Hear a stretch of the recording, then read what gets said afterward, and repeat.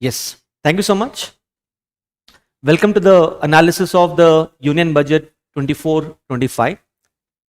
At the outset, let me tell you, there has been delay in conducting the budget session this time since I was busy with the mains revision classes. That is why the conducting the budget session got delayed. But at the same time, let me reassure you that the entire budget as well as economic survey would be completed in the next week. So hopefully by next Friday, we will be done with the entire discussion of both budget as well as economic survey. Apart from that, you all know that this is a special year because this is a election year. In the election year, generally there are two budgets. That is the interim budget, which is presented normally on February 1st, and then there is another budget which is presented after the government takes over. So this year there are two budgets: interim budget, which I have already discussed in detail before, and now this is the next budget. Obviously it is a burden on the government because the government has to present two budgets in an election year. But I do believe that more than the government, it's actually a burden on the students preparing for UPSC Civil Service Examination. This is because you have to not only go through the interim budget, plus you'll have to also go through the recent union budget as well. Those of you who are writing mains this year, for you the union budget is quite important because from the union budget, you can get a lot of fodder points to write in the mains examination. Some of you have already attended my mains revision classes. So I had taken almost 15 mains revision classes. And like I had already told you, everything, almost all things related to budget and economic survey, I have already integrated into my mains revision classes. So in case if you have already watched my mains revision classes, I would advise you, please do not go through the budget discussion or the economic survey discussion once again, because some things are going to be repeated. Instead, what you can do is you can download the PDF for the budget and economic survey and go through only the PDF. That alone is more than sufficient. As far as those students are concerned who have not gone through my mains revision classes, for them, the budget and economic survey discussion will be completely a new discussion. Hope it's clear, right? So let's start the budget discussion here. So with respect to budget and economic survey, you must understand when the finance minister presents the budget and economic survey, they are presented from the perspective of entire Indian economy. Budget and economic survey is not presented from the perspective of students preparing for UPSC Civil Service Examination. So what you need to know is whatever announcements have been made in the budget, whatever things have been incorporated in the economic survey, you need to integrate those things into your syllabus, into different pillars of your syllabus. And that is what I have basically done. The entire budget and economic survey, I am going to cover that in terms of pillars as far as your prelims and mains examination is concerned. Let me just show you as to how I will be covering the budget and economic survey this year. You can see the budget and economic survey, I shall be covering them in almost 6 videos. And in each of the videos, I am going to pick up one major theme from your syllabus. So whatever things are there in the budget plus the 13 chapters in the economic survey, I have put them in different videos. As you can very well see, in the first video, that is in today's class, I shall be covering the public finance, which is important aspects of government finances in terms of, capital budget, revenue budget, deficits, those things. Mobilization of tax, present status, challenges, strategies, and the important taxation proposals in this year's budget. In the second video, I shall be covering about growth, development and employment, where once again I will be incorporating important announcements from the budget related to employment, development and growth. Let me just give you an example. You know, this year's budget, some of you must be knowing, Finance Minister has announced a new scheme called as Employment Linked Incentive Scheme on the lines of Production Linked Incentive Scheme. So that Employment Linked Incentive Scheme I shall be covering in this second video. So here I will be covering chapter 1, chapter 5, chapter 7 and chapter 8 from the economic survey. Then third video will be about external sector, fourth video about banking and finance, fifth video about industrial policy, and last it is about agriculture and infrastructure. And like I said at the start of our discussion, the idea is to complete these 6 videos within a span of a week, which is probably by end of next Friday or Saturday we'll be done with all of these videos. So today we shall be starting with the first theme, that is a theme related to public finance. Let's start here.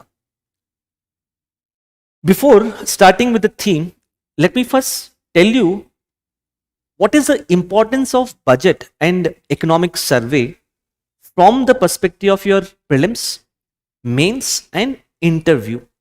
In what way you can expect questions from budget and economic survey in different stages of UPSC exam.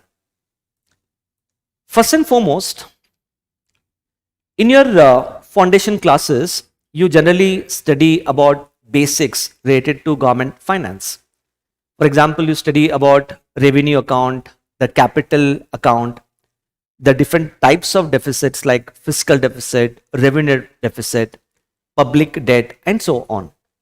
That is the static part which you have already studied. Once you go to the budget, you will be able to link the static part to the current developments. By linking the static part to the current developments, you will be able to get a holistic, a comprehensive knowledge of the economy.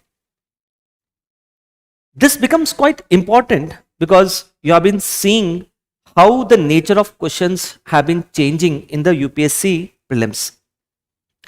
The focus is not on rote learning. The focus is on having conceptual understanding about a particular topic, which makes it possible for us to have the right answer to the question. For example, you can just see this particular question which was asked in prelims 2024. In India, which of the following can trade in corporate bonds and government securities? See, in your foundation, basic, you know that the government borrows money, right? And generally government borrows money from banks, insurance companies, mutual fund companies, so on, by issuing what is called as government securities. That is a static part that you know. But you also know the current development. The current development is that RBI has come up with a scheme called as Retail Direct Scheme. Under this Retail Direct Scheme, people like you and me, that is retail investors, we can purchase government securities and we can also do a trading of government securities, right? Now, this is a conceptual understanding that you need to have to answer such kind of questions. So when you look at this question, who can do a trading in corporate bonds and government securities? The answer is 1, 2 and 3, which is insurance companies, pension fund companies and retail investors. So this is how you link current affairs with the static part. And from where will you get that comprehensive aspect of current affairs? From the budget and economic survey. Second, you may get direct questions in both prelims as well as mains from the budget as well as economic survey directly. Let me just show you an example from the latest prelims, that is prelims 2024. You can see prelims 2024. I'm pretty sure some of you may be able to recall. There was this question about Pradhan Mantri Shram Yogi Mandan Yojana. This scheme was actually launched in the budget. So I remember when this scheme was launched, I had discussed about this particular scheme in detail. So directly you'll get questions from the budget, just as a way as you can see here. Apart from that, 2 years back, there was a question in UPSC Mains.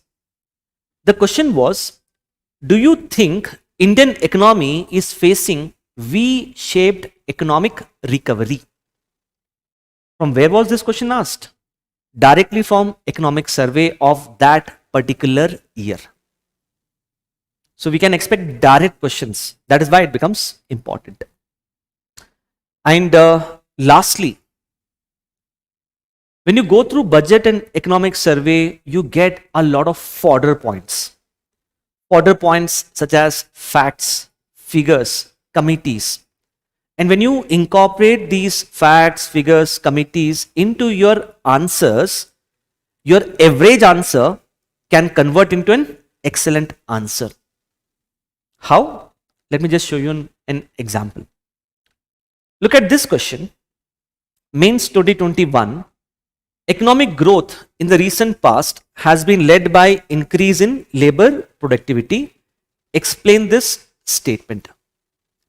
When you read this particular question, you'll realize that this question is about the jobless growth of the Indian economy. Jobless growth, which means on one hand, India is the fastest growing economy, while on the other hand, India is not being able to create enough number of jobs. Everyone knows about it. But don't you think to prove this, you need a particular fact, a particular figure that you'll get it from economic survey.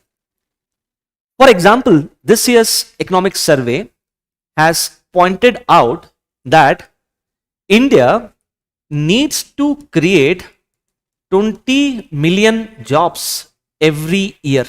This is what we need to create every year. But we are creating just 4 million jobs. Can you see the wide gap between what we need and what we are creating? But this is a fact which if you use in your mains examination, you will be able to do value addition and convert average answer into an excellent answer. So this is how, generally questions can be asked from the budget and economic survey. Having looked into this aspect, let's move into the next part, that is an overview of public finances. After having a look at the overview of public finances, I have integrated a lot of prelims based MCQs. We will solve those MCQs right in the class itself. So let's have a look at the overview of public finances. All of this are the PYQs related to budget. You can just have a look at all of these previous year questions. I've just put it at one particular place. I've also marked the right answers as well.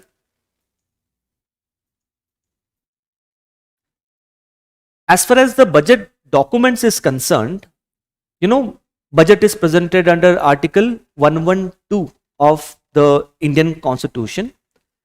So what all budget documents are to be presented? I have already covered that in my discussion on interim budget. In case if you have not gone through that discussion on interim budget, please go to the first video of interim budget where I have covered all of these aspects. So I have covered annual financial statement, demand for grants, finance bill, documents under FRBM Act, documents which are mandated to be presented as per the parliamentary convention. I have covered these aspects already. Similarly, the details of funds, that is consolidated fund, contingency fund, public account of India, these things are already covered. So let's take a deep dive into public finances directly, and then we'll take up some prelims questions for practice. Okay, look at the overview of the government finances. You know that annual financial statement is presented in accordance with Article 112. Annual financial statement gives us the details of receipts and expenditure for 3 years. For example, it gives us the details of receipts and expenditure for the previous year. It gives us the details of receipts and expenditure of the present year, and also the details and of receipts and expenditure for the next financial year. But this is not a budget which has been presented on 1st of February, right? This has been presented much after 1st of February. So what is important as far as this budget is concerned is you need to focus on the data for 23-24. And for this data 23-24, what we have right now, the data is provisional actuals. We have the provisional actuals for this particular year 23-24. We don't have to look at the data for the next year, that is 24-25, because that is the ongoing year, right? We need to look at the data which has already been passed for the year which is already passed by, that is 23-24, which is provisional actuals. Based upon the provisional actual data, you can see the total budget size. Total budget size is 44.5 lakh crores. When I say 44.5 lakh crore, it means our total receipts is 44.5 lakh crore and our total expenditure is also 44.5 lakh crore. It means our receipts and expenditure both are same, because the budget, as you know, in India is always a balanced budget. Why is it balanced? Because we borrow money, and whatever money that we borrow, that borrowings is accounted under the capital receipts, right? Because it is accounted under the capital receipts, the budget becomes balanced. That is what you must know, right? So you can see the budget is balanced in India because the borrowings are accounted under the capital receipts. The borrowings are accounted here. That is why RE plus CE is equal to RR plus CR. So you can just see RE 35 lakh crore plus 9.5 lakh crore, 44.5. Total expenditure, total receipts 27.3 and 17.2, 44.5. Now with respect to the public finance, what kind of questions you can expect? You might expect questions such as, what is the share of direct taxes and indirect taxes? Which tax accounts for the highest share? This is what you need to know as far as the revenue receipts is concerned. Under revenue expenditure, you need to find out which expenditure accounts for the largest share. Under capital receipts, you need to know how much money we have borrowed for the financial year 23-24 and what has been the trend in our capital expenditure. This becomes important because, as you know, government is focusing a lot on creation of capital assets. These are the basic things that you need to be aware of. So let's quickly have a look at the public finances. All of you have already studied the components of revenue receipts. I don't have to explain to you that. Just look at the components of revenue receipts: net tax revenue, non-tax revenue, which include interest receipts, dividends of PSUs, user charges, grants and aid, non-tax revenue of UTs. All of this put together, we get what is called as gross tax revenue, right? From the gross tax revenue, you must be knowing that whatever taxes the central government collects, certain percentage of that particular tax is transferred to the states based upon the recommendations of Finance Commission. As per the latest Finance Commission, you must be knowing 41% of the central divisible pool has to be transferred to the states. So from the gross tax revenue, you need to deduct the state's share of taxes and the money which the central is transferring to NDRF, you'll get net tax revenue.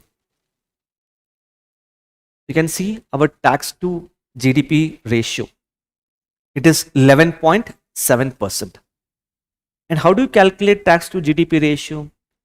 Whatever tax we are collecting, that is both direct tax and indirect tax, in terms of absolute value, that we will express it in terms of percentage of GDP. And you know that GDP can be calculated in two ways. That is real GDP and the other one is nominal GDP. Please do understand, whenever we express something as percentage of GDP, by default, it is not percentage of real GDP. It is normally percentage of nominal GDP. So when I say tax to GDP ratio is 11.7, it is 11.7% of what? Of our nominal GDP. Share of taxes, direct taxes 6.6, indirect taxes 5.1. So the share of direct taxes is more than the indirect taxes. Can anyone tell me which tax account for the highest share? Let me know in the chat box. Which tax account for the highest share? Among all the taxes?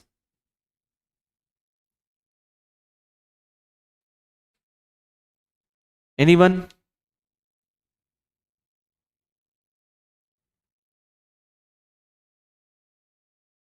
Yes. Good, Abhishek. It is actually the income tax. Income tax. Omkar, it is not GST. It is income tax.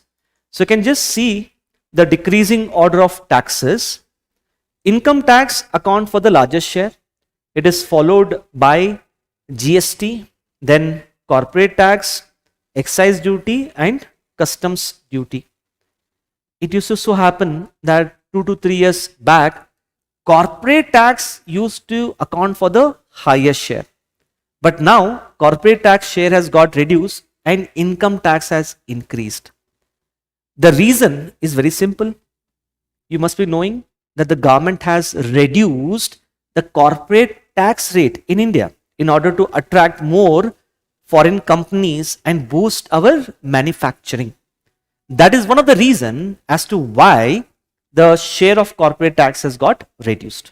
So please remember this.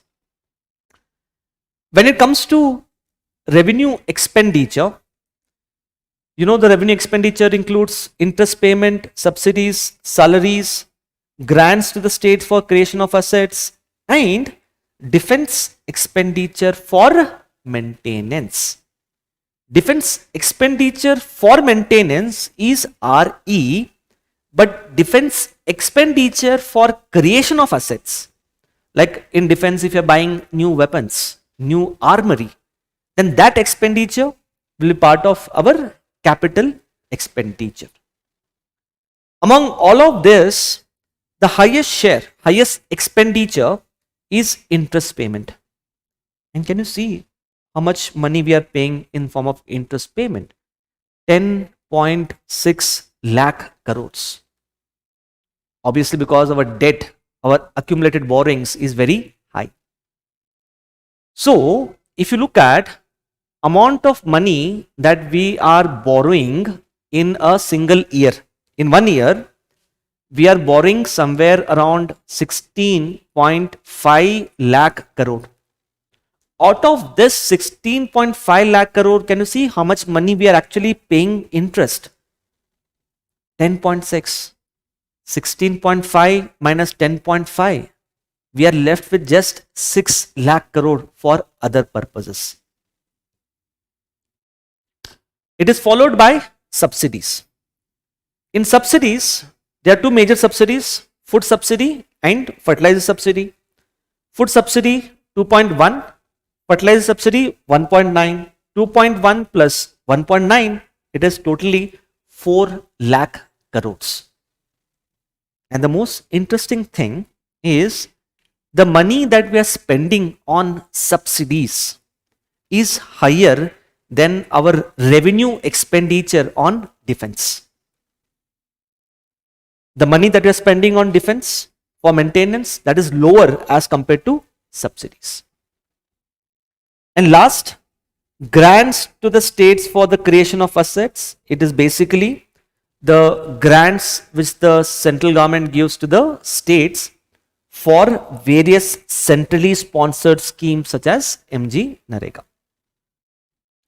Now coming to the receipts part, capital receipts, debt receipts, that is borrowing, plus non-debt receipts, which is disinvestment, monetization of assets. What is monetization of assets? It is basically when the government is selling its land, buildings. When government sells its land and buildings, government gets money. That is monetization. That is one aspect. Other aspect is, government has built infrastructure like roads, railways, ports, airports, and so on. Government can lease these assets to the private sector for next 15 to 20 years. When the government leases out roads, railways, ports to the private sector will pass on a upfront money to the government. That is also monetization. In fact, that is part of our scheme called as National Monetization Pipeline. So please remember, whatever money the government gets from National Monetization Pipeline, that money is also part of capital receipts. Borrowings, like I said, 16.5 lakh crore. Capital expenditure, creation of assets and loans to the states and UTs. As far as capital expenditure is concerned, for the year 23-24, we are talking about that year. That year it was 9.5 lakh crore. But for the year 24-25, the government is set to spend 11.11 lakh crore. And as you can see, capital expenditure has tripled in the last 4 years. I told you the importance of budget in terms of fodder points. Now let's say you get a question on capital expenditure, or let's say you get a question on infrastructure. The best way to write an introduction to such a question is to directly use this particular fact as to how much money we are spending on creation of assets. Apart from that, this we call it as capital expenditure. But here there's another term which has been introduced by the finance minister, which is effective capital expenditure. What is effective capital expenditure? Effective capital expenditure is this expenditure, that is directly capital expenditure plus the grants which the center gives to the states for creation of assets. So if you add this with capital expenditure, what you get is the effective capital expenditure. So in UPSC prelims, you might get a question: which among the following constitutes effective capital expenditure? So you should be able to know effective capital expenditure is capital expenditure plus the grants which the center gives the states for the creation of assets. Is everyone clear with this? Okay. Let's look at some of the previous year questions and then we'll take up the practice questions, all of you. Look at this question. With reference to expenditure made by an organization, which of the following statements are correct? Everyone knows what is revenue expenditure and capital expenditure. Capital expenditure is a one-time expenditure for creation of assets. Revenue expenditure is a maintenance related expenditure, right? So when you read the first statement here, acquiring new technologies capital expenditure, yes, indeed, it is capital expenditure. But there's a word here, debt financing and equity financing. So let's understand what is debt financing and what is equity financing. Let me tell you the first point. Debt financing and equity financing is not related to expenditure. I repeat, it is not related to expenditure. Then what is it related to then? Equity financing and debt financing are related to raising money, raising resources. If you raise money by issuing shares, it is called as equity financing. If you raise money by issuing bonds, it is called as debt financing. That's the first thing that I want to tell you. Second thing, after a company raises money through issue of shares or for that matter issue of bonds, there is no hard and fast rule that the money should compulsorily be spent for revenue expenditure or capital expenditure. It is up to the company for what purpose it would want to spend the money, right? So if you apply the second logic also, the second statement is clearly incorrect. So the right answer is 1. But why am I discussing this question? I am discussing this question for a simple reason. Generally, when we study for UPSC prelims, we study revenue and capital mainly from the perspective of government. But you know what UPSC has been doing? It has been shifting towards revenue expenditure and capital expenditure not from the perspective of the government, but from the perspective of a company, as you can very well see here, right? I'll show you another question, then we'll get more clarity on this. Look at this. Generally, when you're preparing for UPSC, we focus on the government's balance sheet, right? But can you see this question? This question is focusing on balance sheet of a company. It says, which of the investments are intangible investment? You know what is intangible? Something which you cannot touch and feel. Intangible investment of a company would be the brand for sure. It would be the intellectual property, that is patent. Inventory is actually tangible. You can touch and feel it. Mailing list of the clients is also intangible. Why mailing list is intangible? We can understand brand and patent. How mailing list? Answer is simple. If a company has a mailing list of the clients, using that mailing list, the company can target ads, advertisements towards its potential customers. But targeting ad towards its customers, the company can earn more revenue. That way, mailing list is intangible.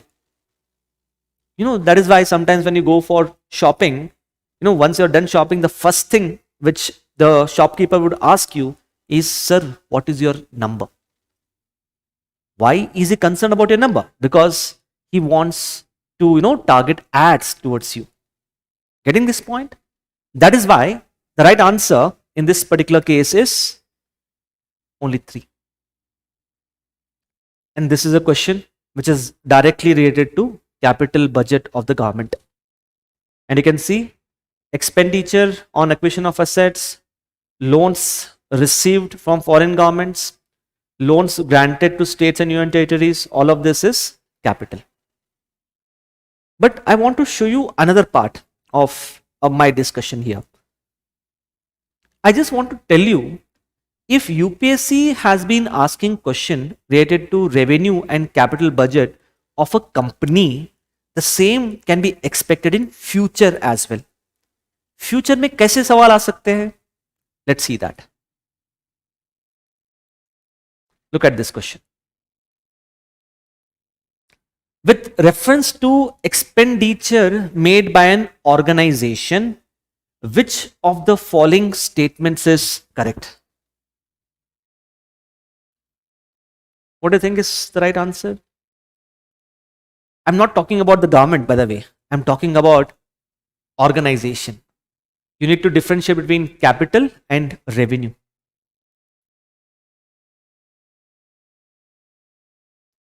Just have a look, everyone.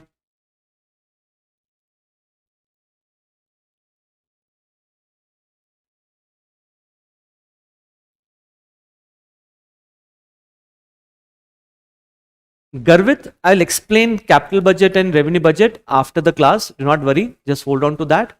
Okay. Okay.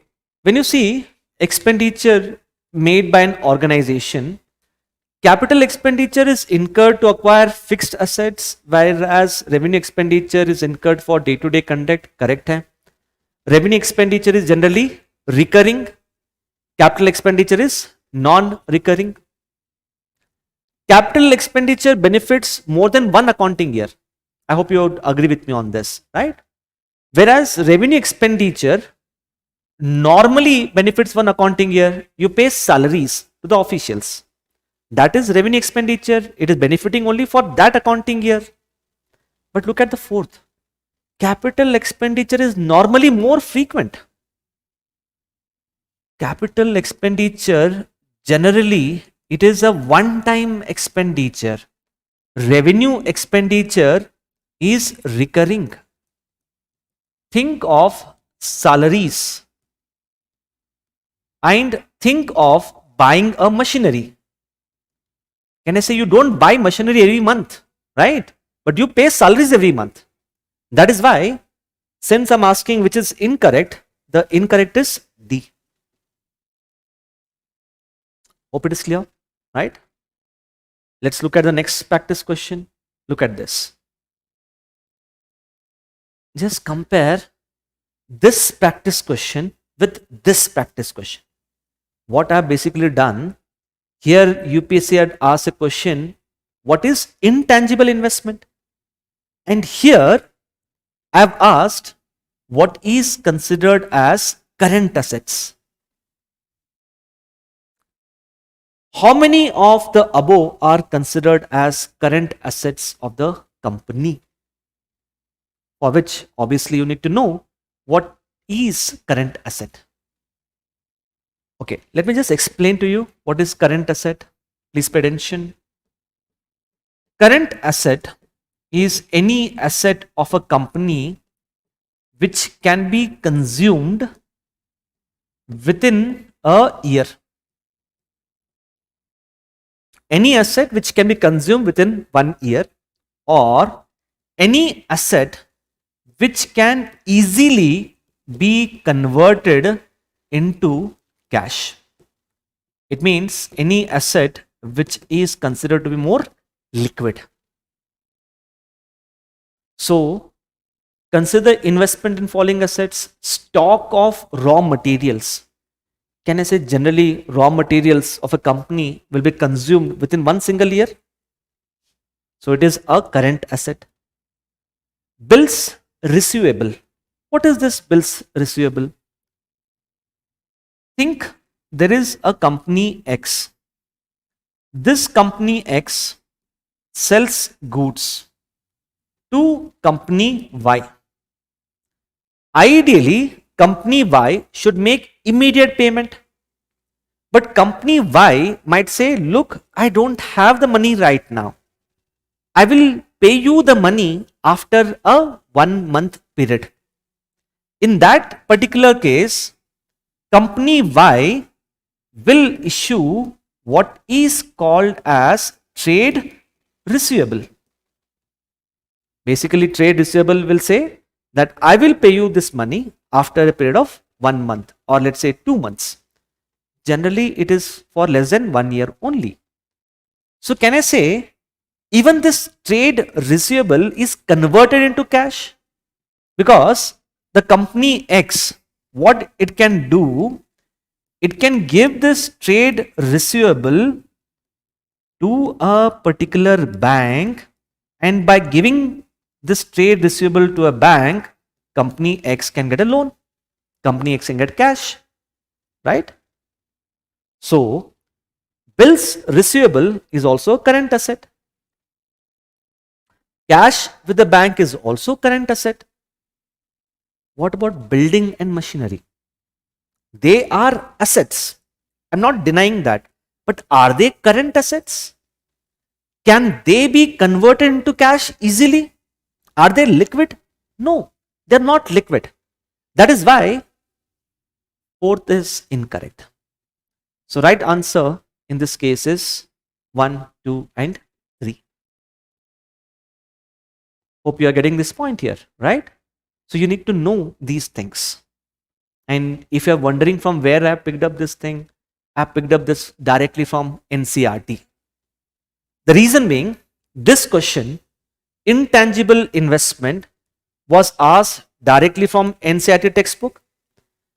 And in the same page, there was about current assets. From there, I have made this particular question from NCERT. Clear with that? Okay. Please have a look at the next practice question. The grants and loans received by the government are part of capital budget. Anyone? What do you think is the answer to this? Let me know in the chat box.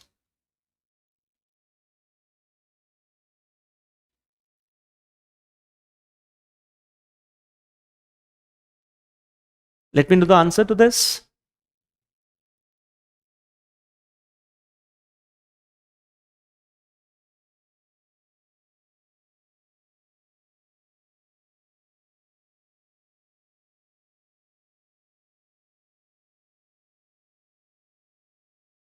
Okay. Grants, they are not part of capital budget. Grants are always part of revenue budget. Please remember this. I showed you that complete public finance, right? Grants is never part of capital budget. It is always part of revenue budget. Loans is always part of capital budget. It is incorrect. This is correct. What about the third one? Capital expenditure has tripled in last 4 years. There's no doubt about it. But has the revenue expenditure reduced? Revenue expenditure, especially in a country like India, where there's so much of interest payment in the subsidies, that will not reduce. So right answer is 2 only. Clear? Okay, let's move to the next question. Look at this. Let's see how many of you will be able to get it right. With reference to expenditure by an organization, which of the following are part of revenue expenditure? Revenue expenditure of an organization.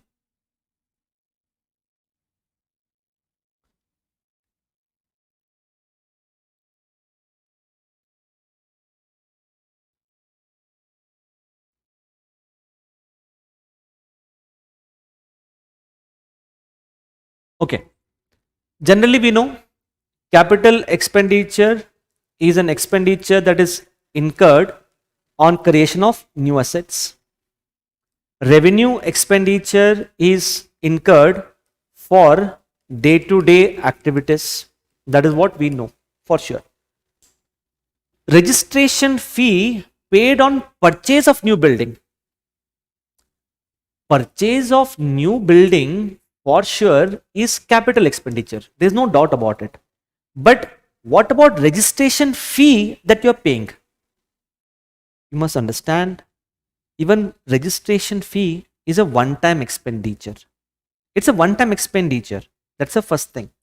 Second, registration fee is the cost of acquiring a capital asset, right? It's the cost of acquiring a capital asset. That is why even the registration fee paid on purchase of new building is also capital expenditure.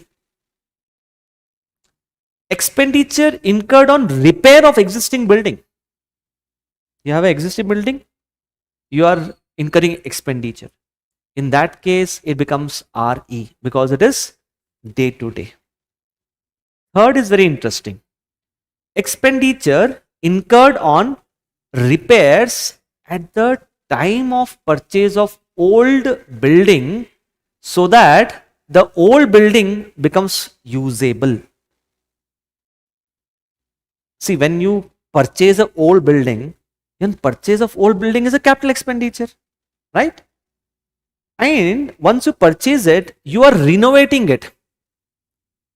Once again, renovation of old building is a one-time expenditure.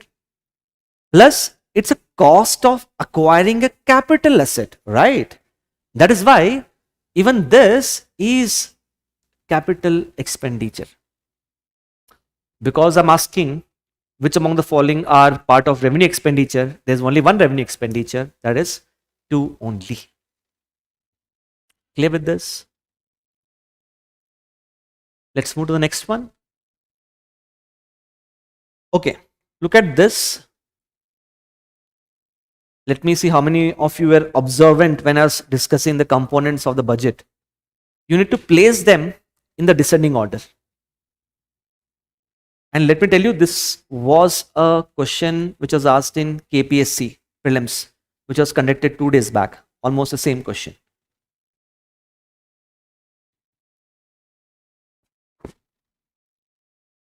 Yes, anyone?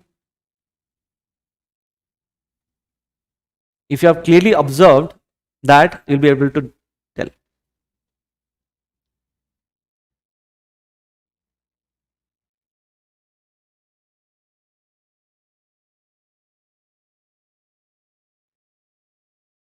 Okay.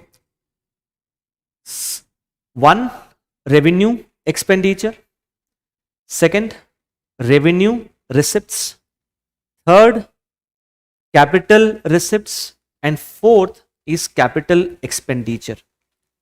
It means the answer is 2, 1, 3, 4. 2, 1, 3, 4. This is the order. This was asked in a state exam, state PSC exam. So sometimes, such kind of questions can also be asked. Just remember the order, descending order as well. Okay, please have a look at this. This is a very interesting question, which very few might have come across. With reference to an organization, which of the following are covered under the deferred revenue expenditure? I'm not asking revenue expenditure. I'm asking deferred revenue expenditure. So what is deferred revenue expenditure? Let's understand. When you see revenue expenditure, one thing you need to know about revenue expenditure is it is an expenditure which is incurred for running day-to-day business of a particular company. Day-to-day business of a company, revenue expenditure is incurred. Mostly, I repeat, mostly revenue expenditure is recurring. When I say recurring means you'd have to spend it, let's say every month, every week. It's a recurring. Take for example, salaries. Can I say it is recurring, right? Or stationery, buying stationery for the office. Even this is recurring. So mostly revenue expenditure is recurring, but within the revenue expenditure, there might be some expenditure which is one-time expenditure. You spend it only once. It's not recurring. But even though you're spending it once, it is still part of what? Your day-to-day business. That one-time revenue expenditure for day-to-day business, that we call it as deferred revenue expenditure. That's the first thing that you need to know. Second thing is benefits of this recurring revenue expenditure is only for one accounting year. The benefit will get only for one accounting year. But deferred revenue expenditure, the benefits can be for more than 1 year. This is very interesting. You are spending money as part of your day-to-day business, which is one time, but the benefits you might be able to reap for next 2 to 3 years. Look at the options. With reference to an organization, which of the following are covered under the deferred revenue expenditure? What do you think is the answer? Deferred revenue expenditure.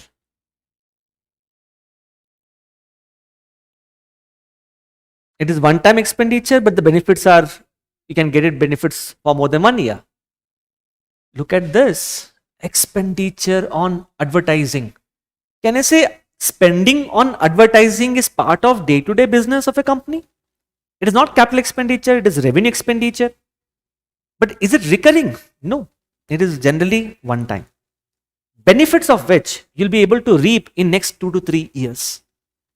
The same thing I can say with respect to expenditure incurred on training employees. One time expenditure, benefits is more than 1 year, right? So right answer is 1 and 3 only. The reason why I'm discussing all of these things is because based upon the previous year questions, now UPSC to a certain extent is tired of asking questions about revenue expenditure, capital expenditure of the government. It is now shifting towards the finances of a company. That is why I am discussing these things. Hope it is clear. Coming to the last one. Look at this.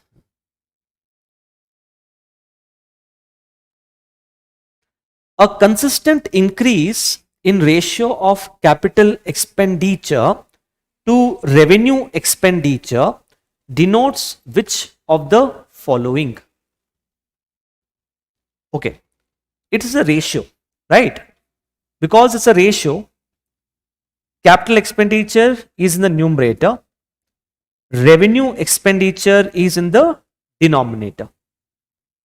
Let's say in the year 2022, we spent 100 rupees on capital expenditure, 200 rupees on revenue expenditure. So ratio is 1:2.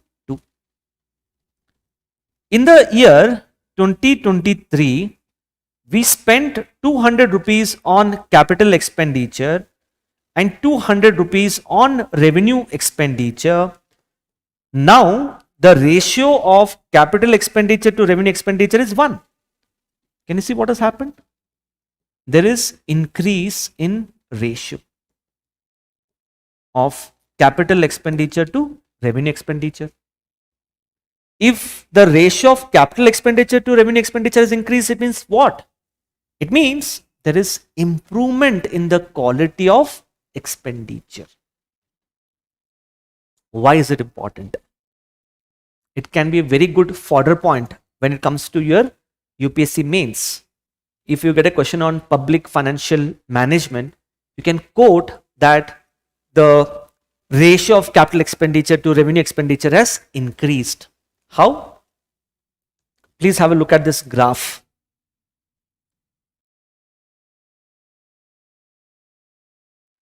In the financial year 2019-20, the ratio of capital expenditure to revenue expenditure was 0.14, and now in the financial year, the latest financial year, can you see? From 0.14 it has become 0.27. Can I say it is almost doubled? The ratio of capital expenditure to revenue expenditure has doubled in last 3 to 4 years. Clear with this, everyone? Okay. Okay, this was a question which was asked in mains 2021 for 10 marks, mains question. So the question was very simple.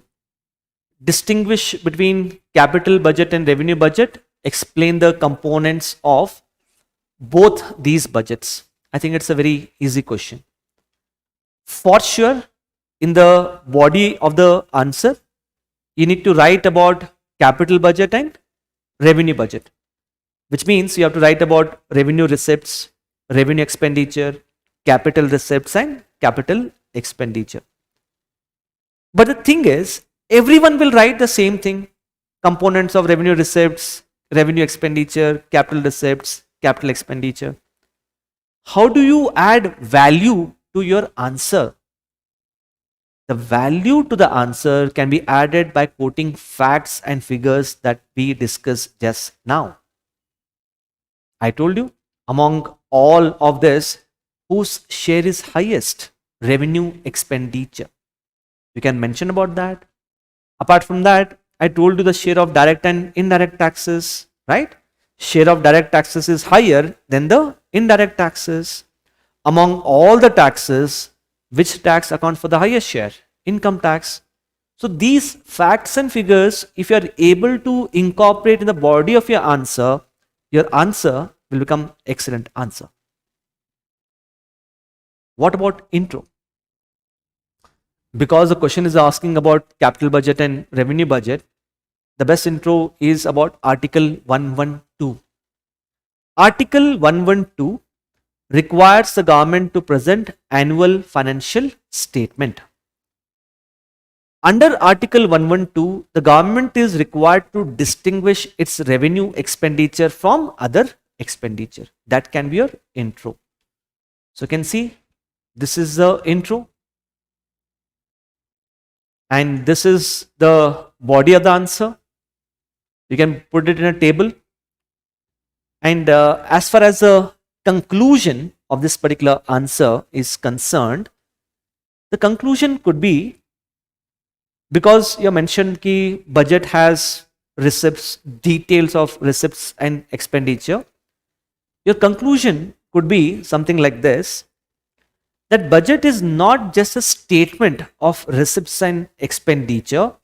Budget is also a tool to promote growth and development. This is evident in the fact that the government's focus has been more on capital budget in the recent times. Don't you think government focusing on capital budget is one of the ways to promote development, particularly after the COVID-19 pandemic, right? So that is how you can write this conclusion. See here. Budget is not merely a statement of receipts and expenditure, but a tool to promote economic development. For example, in last 2 to 3 years, there has been much focus on capital budget to revive the Indian economy. Clear with this, everyone? Okay, let's move to the next topic, mobilization of tax. Okay, please pay attention. With respect to mobilization of tax, let me just give you the background and then discuss the details. According to the government data, the number of people who are filing income tax returns, has more than doubled in last 10 years. So the number of people filing income tax returns, this has now increased to 7.5 crores. I'm not saying that these are the people who are paying tax. Please understand. I'm saying these are the people who are filing income tax returns. What's the difference? When I say that people are filing income tax returns, it means people voluntarily on their own, they are declaring their annual income to the government. They are declaring this is my annual income, and because this is my annual income, I will pay this much amount of tax. That has got doubled to more than doubled to 7.5 crores, which is a very good development, because people willingly coming forward to file income tax returns is a good thing. But there's a problem. The problem here is, out of this 7.5 crore Indians who are coming forward and saying that my income is so and so, I'll pay this much amount of tax, it is being said almost 5 crore Indians, they pay zero tax. कुछ tax pay नहीं कर रहे हैं. So how many Indians are actually paying tax, income tax? 7.5 minus 5, only 2.5 crores they are paying income tax.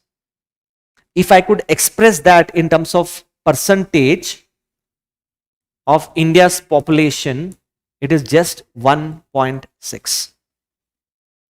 So naturally a question would have come to your mind, if people are not paying tax, why are they even filing the income tax returns? There are multiple reasons. One, when they file income tax returns, they will be able to get a income proof, right? So they can show that income proof that my income is so and so. That income proof statement comes in handy for multiple purpose. One of which is that income proof, they can use it to get a loan. Second, using this income proof, they can actually get a visa also. People are willing to come forward for this reason. First. Second, what also happens is, see, let's say 0 to 3 lakhs, you don't have to pay tax. Just as an example, I'll discuss the income tax slab later. Say 3 to 5 lakh, you are required to pay 5% tax. Someone might be earning 4 lakh annual income, which means he has to pay 5% tax. But this person who is earning 4 lakh, he will claim income tax deductions. What deductions? For example, he can invest in PPF, Public Provident Fund. He can invest in mutual funds. Let's say he is able to claim a deduction of 1 lakh. So what will be happen to his taxable income now? 4 lakh minus 1 lakh, his taxable income becomes 3 lakh. Because his taxable income is 3 lakh, zero tax. So this person will show, look, my annual income is 4 lakh, but I have invested 1 lakh. So my taxable income becomes 3 lakh, so I'll not pay the tax. Did you understand this? So what has happened? Only 1.6% of Indians pay income tax. That has become a very big concern in the recent times. So you can see here, more Indians filing income tax returns, but only 1 to 2% of population actually pay income tax. Just 1 to 2%. This is from the print, which obviously means, the tax base in India is very, very less. From few people, we are required to collect huge amount of tax. I'm not sure how many of you have followed social media after the announcement of budget this time. In most of the social media platforms, there were a lot of memes going around saying that finance minister is trying to collect tax from each and everywhere, whether you earn, whether you spend, or whether you invest. There's so many memes, but there was one meme which interested me. I'll just show you that meme. Look at this meme. According to this, you get salary. On salary, you pay 30% tax. आपने tax already pay कर दिया. After paying tax, you are left with some money. And let's say you decide to spend that particular money. Based upon what are you spending, once again you'll have to pay tax. If you spend money on something basic, 12% tax. If you spend money on something fancy, 18% GST. Very fancy things, 28% tax. Let's say I don't want to spend it. I want to invest it. Fine, go ahead, invest it. There also, you'll have to pay capital gains tax. So look at the middle class. You earn money, pay tax. You spend money, you pay tax. You invest money, you pay tax. Everywhere you are paying tax. This was what was going around in the media, right? Fine. Everyone had a very hearty laugh looking at the memes. But I just want every one of you to concentrate on the other side of the story. Imagine you are the finance minister. As a finance minister, you are required to spend huge amount of money for welfare as well as creation of assets. But the problem here is you are able to collect tax from only 1.6% of India's population. So what is the recourse for you? You have to impose tax on salary, on expenditure as well as investment. Look at the other side of the story also, right? Is it clear? So, you know what we have to do is, if you have to reduce the tax burden, the tax base in India has to widen. More number of people should come within the ambit of tax. And that is what this year's budget has sought to achieve. This year's budget has announced that we will undertake a comprehensive review of Income Tax Act 1961. After undertaking a review of Income Tax Act 1961, we will come up with a new tax law. And that is going to become, the draft is going to come in next 6 months. That's the announcement.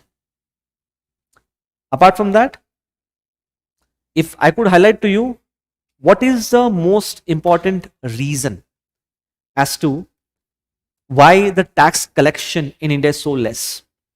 I would say the reason is agricultural income is exempted from tax.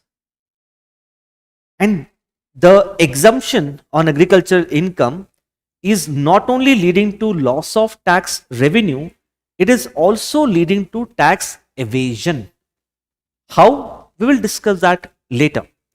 So now there is a proposal by most of the economists to bring tax on agricultural income as well. So the next topic which is important is this: agricultural income exemption needs a rejig. It is from the live mint. So I have discussed the background to this particular topic.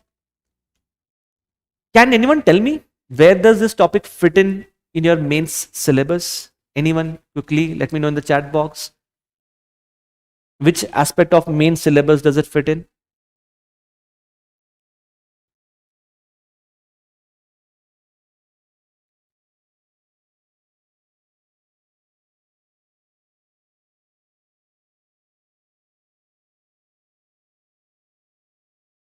Which part of your main syllabus? Yes, anyone quickly? Not inclusive growth, Naveen? There's something else more appropriate.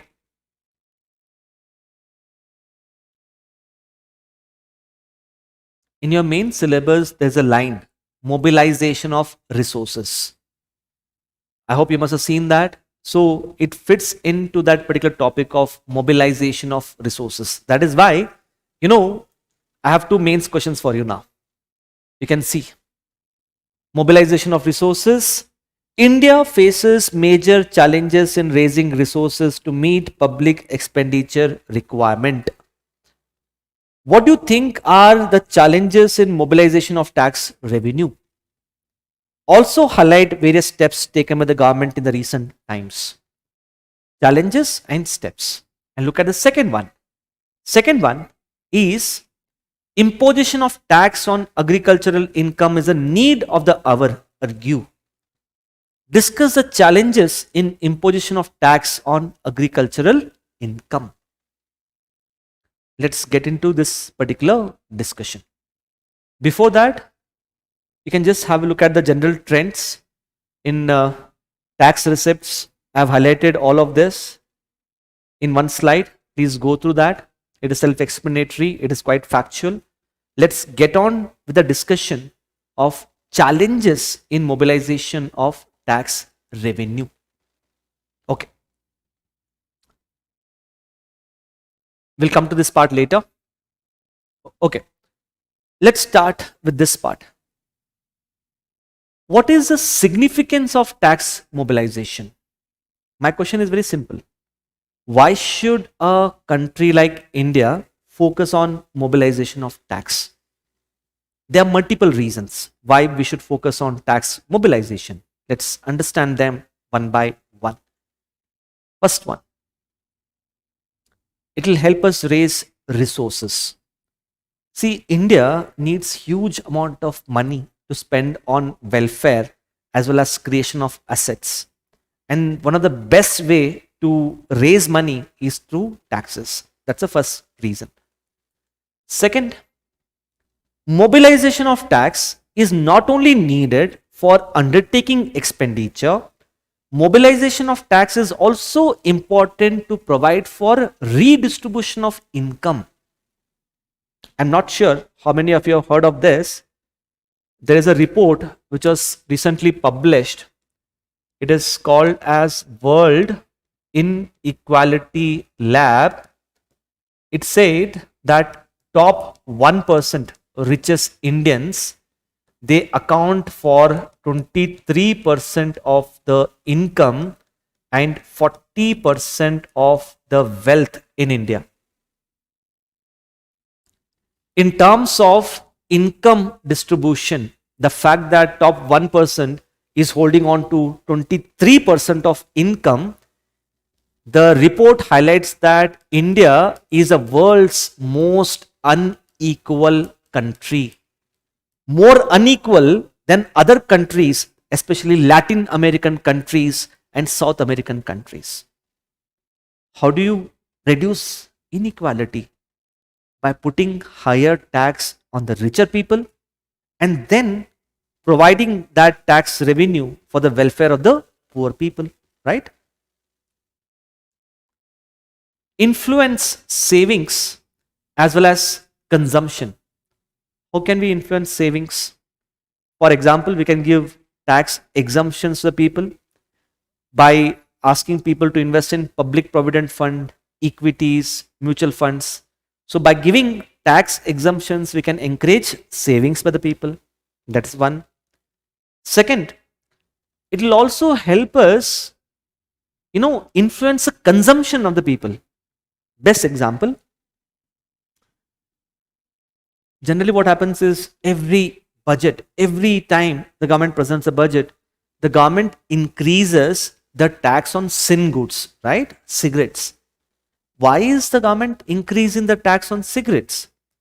Because the government believes that if it increases the tax on cigarettes, people might give up cigarettes. It is a way where the government is trying to influence the consumption of the people.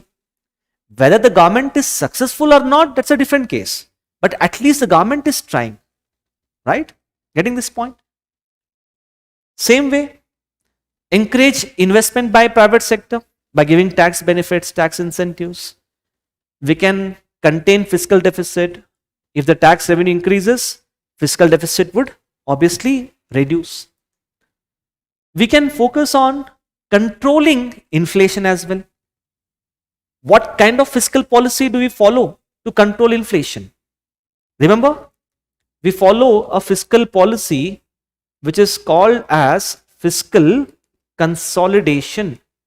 As part of fiscal consolidation, we will collect more tax and we would spend less money so that the money supply in the economy reduces. So it can be used for inflation management also. It will help us attract foreign companies. In fact, we have done this time. What we have done this time, the corporate tax rate for foreign companies, which was earlier 40%, now we have brought it down to 35%. I'll show you that part later. And this becomes important because a lot of foreign companies are trying to move out of China because of China plus one strategy. So it can help us attract the foreign companies. And last and most important, it will help us ensure Viksit Bharat, a developed India by the end of 2047. Presently, if you see, our tax to GDP ratio, I told you it is 11.7%. But if I say combined tax to GDP ratio, this is only of center, okay? But when I say combined means center plus state. This is equal to 18%, which is actually quite low. 18% tax to GDP ratio. If India wants to become Viksit Bharat, right? According to a number of studies, this tax to GDP ratio of 18% should increase to at least 25 to 40%. This is the data. Please remember that. At least 25 to 40%. That is why tax mobilization is so much important aspect. But what is the problem? The problem here is this. You can very well see. The tax base is quite less. And we know what is the tax base? I told you, just 1.6% of India's population pay income tax. Because few people pay income tax, if I am the finance minister, I have no other option other than to impose high tax on these set of people. So tax rate in India is very high. Imagine if tax rate is very high, you know what will happen? The people who are paying tax, they will feel that they are unfairly treated because they are the ones who are paying more tax, but the rest of India's population, they are not paying tax and they are the beneficiaries of government schemes and programs. So the taxation structure will become inequitable.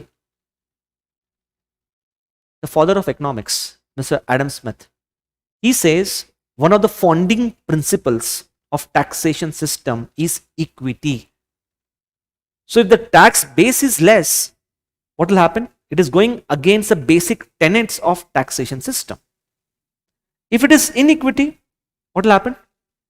People will start evading taxes. Tax compliance will reduce. As the tax compliance reduce, tax evasion will increase. Increased tax evasion will feed into low tax base. I'll explain to you this one by using a curve which is called as Laffer curve. Please remember this from the perspective of prelims also. Laffer curve shows the relationship between tax collection of the government and the tax rate.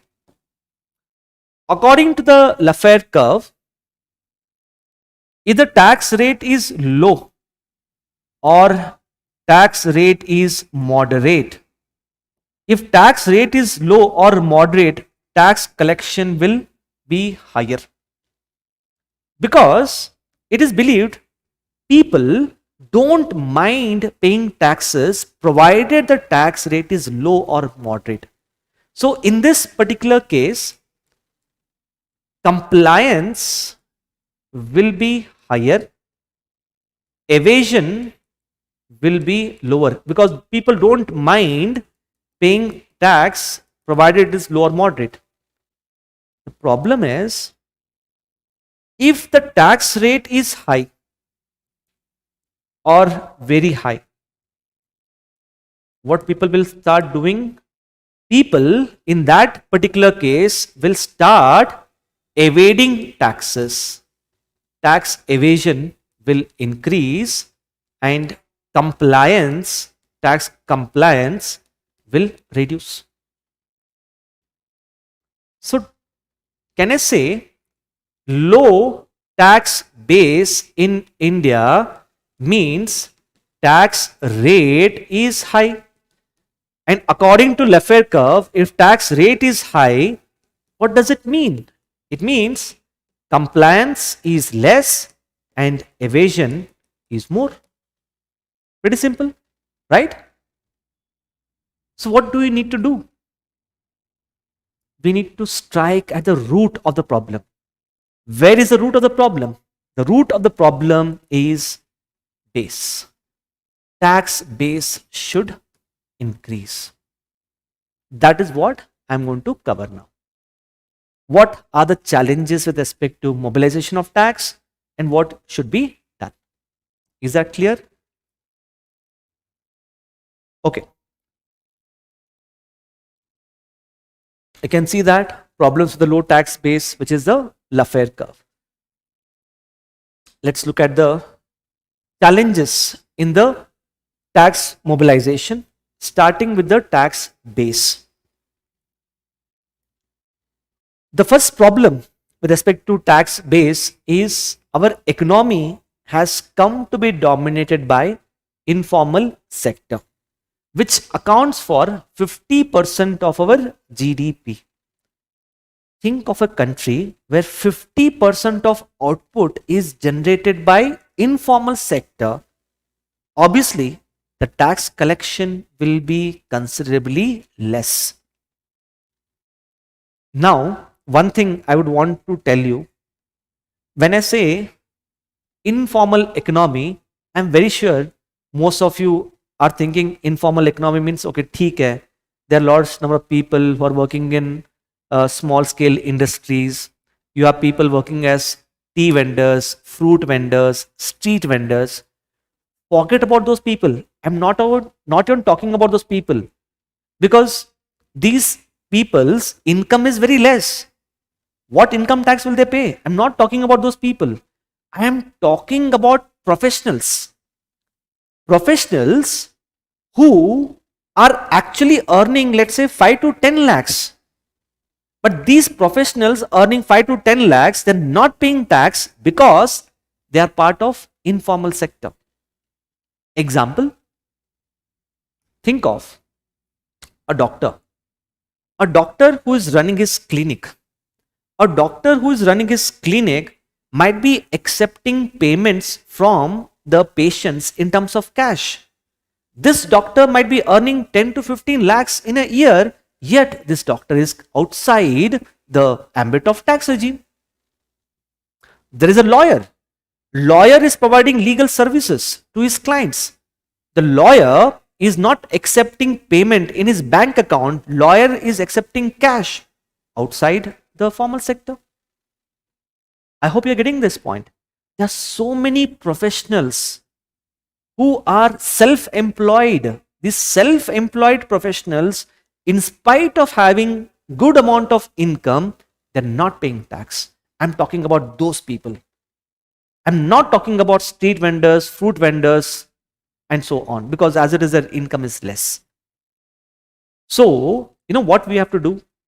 We have to bring such kind of people into the tax bracket. How? We will discuss that in the strategies. Do not worry about that. Next, we give huge amount of tax exemptions. We give tax exemptions to encourage savings. We give tax exemptions to promote exports. We give tax exemptions to promote research and development. So obviously, the tax base would reduce. Income earned from agriculture is exempted in most of the states. What is it? Please pay attention. There is a person. This person is earning income every year. What this person is required to do on all sources of income, on all the sources of income except agricultural income, he is required to pay income tax. Whatever income you earn, income might be in terms of salary, income might be in terms of rent, income might be in terms of interest that you get on your fixed deposit. Whatever income you earn, except what? Agricultural income, you are required to pay income tax to whom? To the central government. But if you earn income from agricultural land, this income you are required to pay tax to the concerned state government. Why? Agriculture, as you know, as a subject is part of the state list. So you are required to pay tax to the state government. And the problem is most of the states do not impose tax on agricultural income. I hope you're getting this point. So we are not being able to get revenue. That's problem number one. Loss of revenue. Forget about loss of revenue. It is also creating next level problem of tax evasion. How? Let's say there's a particular person. This person is earning rent. And let's say he's earning rent in terms of cash. Ideally, this rent which is earning in terms of cash, he has to add this to his annual income and pay income tax. But you know what this person will do? This person will show that the rent which is earning on the commercial property, he will show that this particular rent he has earned from agricultural land. And on that, he will not pay any tax at all. You must have heard about celebrities declaring themselves as farmers. You must have heard of that, right? Why are they even purchasing agricultural land? Why are they declaring themselves as farmers? This is a clear case of money laundering, converting black money into white money. So this has become one of the biggest nemesis, a biggest problem for the tax mobilization in India. Clear with this, everyone? How do you counter this? We'll cover that part later. Do not worry. Next is base erosion and profit shifting by multinational companies. Big multinational companies, they earn profits in India. Companies such as Google, Amazon, Facebook, Instagram, they earn huge profits in India, but they shift their profits from India to tax haven. They do it through multiple routes like treaty shopping, round tripping, transfer pricing, patent box regime. By doing that, they are able to shift the profits and we are facing loss in terms of tax collection. With respect to tax rate, I hope everyone must have heard about stamp duty, right? Stamp duty is a tax that you pay on purchase of a particular property. Stamp duty in India is considered to be very high in most of the states. think of Laffer curve.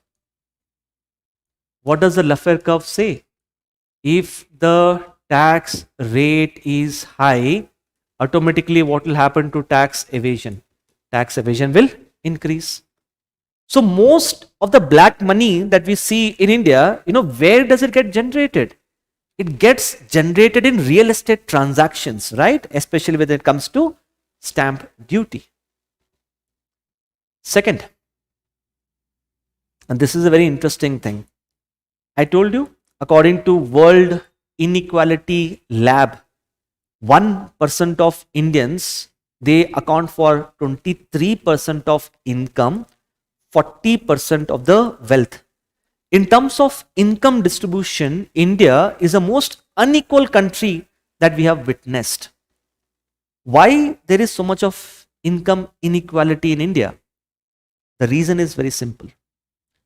The tax that we impose on super rich, the wealthiest Indians, it is said it is considerably less as compared to other countries. Look at UK. In UK, the tax rate on super rich, the billionaires, the average tax rate is 50%. In India, that tax rate is just 35%, which enables the wealthy Indians to become more richer because the tax which they are paying is quite less. So this is a problem.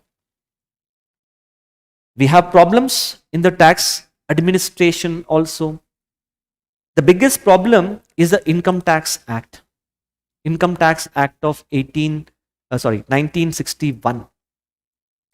This act was introduced in 1961, and it has so happened that every year we keep amending Income Tax Act, and we keep on adding and deleting things from Income Tax Act, so much so that Income Tax Act has become very bulky, very complex, very voluminous. So when it has become very complex, what will it lead to? It will lead to tax disputes, unnecessary tax disputes. So with respect to tax administration, lack of clarity in tax laws has led to increase in tax disputes. Look at this. A lot of uncertainty in the tax regime. Best example is angel tax. Government introduced angel tax on the startup companies in the year 2013. Fine, not a problem. In 2023, the government widened the ambit of angel tax to include even the foreign investors also. Once again, not a problem. But the problem is this year, government realized, no, let's not have angel tax, and government decided to do away with the angel tax. So can you see? There's a flip-flop in the policies of the government. There's lack of uncertainties in the tax policies of the government, right? So that's what I'm saying. Lack of certainty in the tax regime. Another problem, tax collection efficiency is very poor, especially with respect to property tax collection in the states. It is very poor. What are the problems with GST? The biggest problem with the GST is GST was supposed to be a good and simple tax with less number of tax slabs. But after the introduction of GST, we have incorporated multiple tax slabs under the GST such that GST has become more complex. For example, under GST, we have multiple GST rates. We have 0% GST, we have 0.5% GST, 3% GST, 0.5% GST is on precious and semi-precious stones, 3% GST on gold, then we have 5, 12, 18 and 28. Where is the simplicity? You brought in GST because you wanted to make GST simple. But can you see complexity in the GST rates? That's first problem. Second problem, this is more important.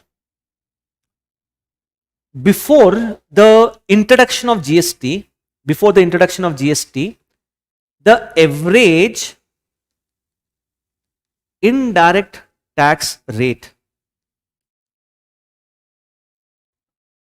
was around 15%.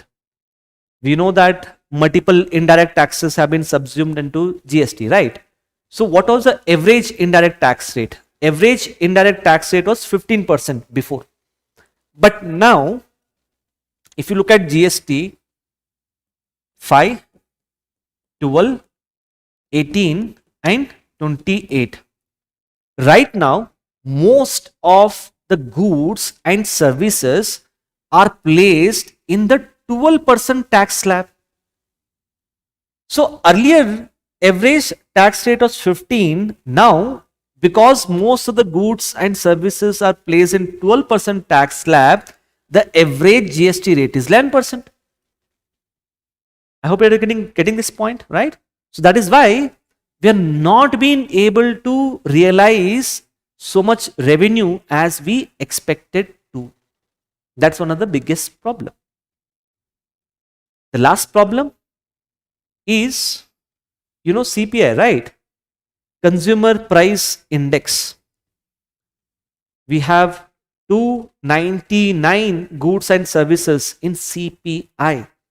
And it is being said on more than 50% of these goods and services which are included in CPI, we don't impose GST. So the GST collection has not increased as much as we expected it to be. That is a problem. So to solve these problems, challenges, we have taken multiple steps. You can see the steps here one by one.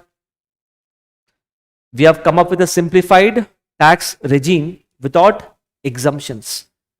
Now Finance Minister has come up with a new tax regime where you can give away the exemptions. By giving away the exemptions, the benefit that you would be able to get is you can pay less tax rate. The tax that will be required to pay is less because you are giving up tax exemption, which is good because, can you see here? Tax exemption se kya ho raha hai? Tax collection is increasing. Plus, the regime is now becoming more simplified. We have imposed surcharge on income tax. Earlier, we used to have a tax. I hope some of you must have heard of this, wealth tax. We have done away with the wealth tax. In place of wealth tax, we have introduced surcharge on income tax, additional tax. If your income is more than 50 lakh, you'll have to pay additional tax. We have introduced MAT, minimum alternate tax, to bring zero tax companies under the tax. We have introduced equalization levy to impose tax on digital multinational companies like Amazon, Facebook, Instagram, and so on. I hope you must have heard of this. We have decided to impose CGT, capital gains tax on crypto assets. And finally, in the Finance Act 2017, we have made it illegal to accept bank notes of more than rupees 2 lakh. The idea is simple because most of the black money can circulate in the economy in the form of cash. So to discourage people from using cash, we have come up with the Finance Act of 2017. Is everyone clear with this? Let's look at the international best practices. Where can you use this international best practices? You can use this international best practices to highlight the strategies needed to improve the tax mobilization. In what way? Let me just tell you.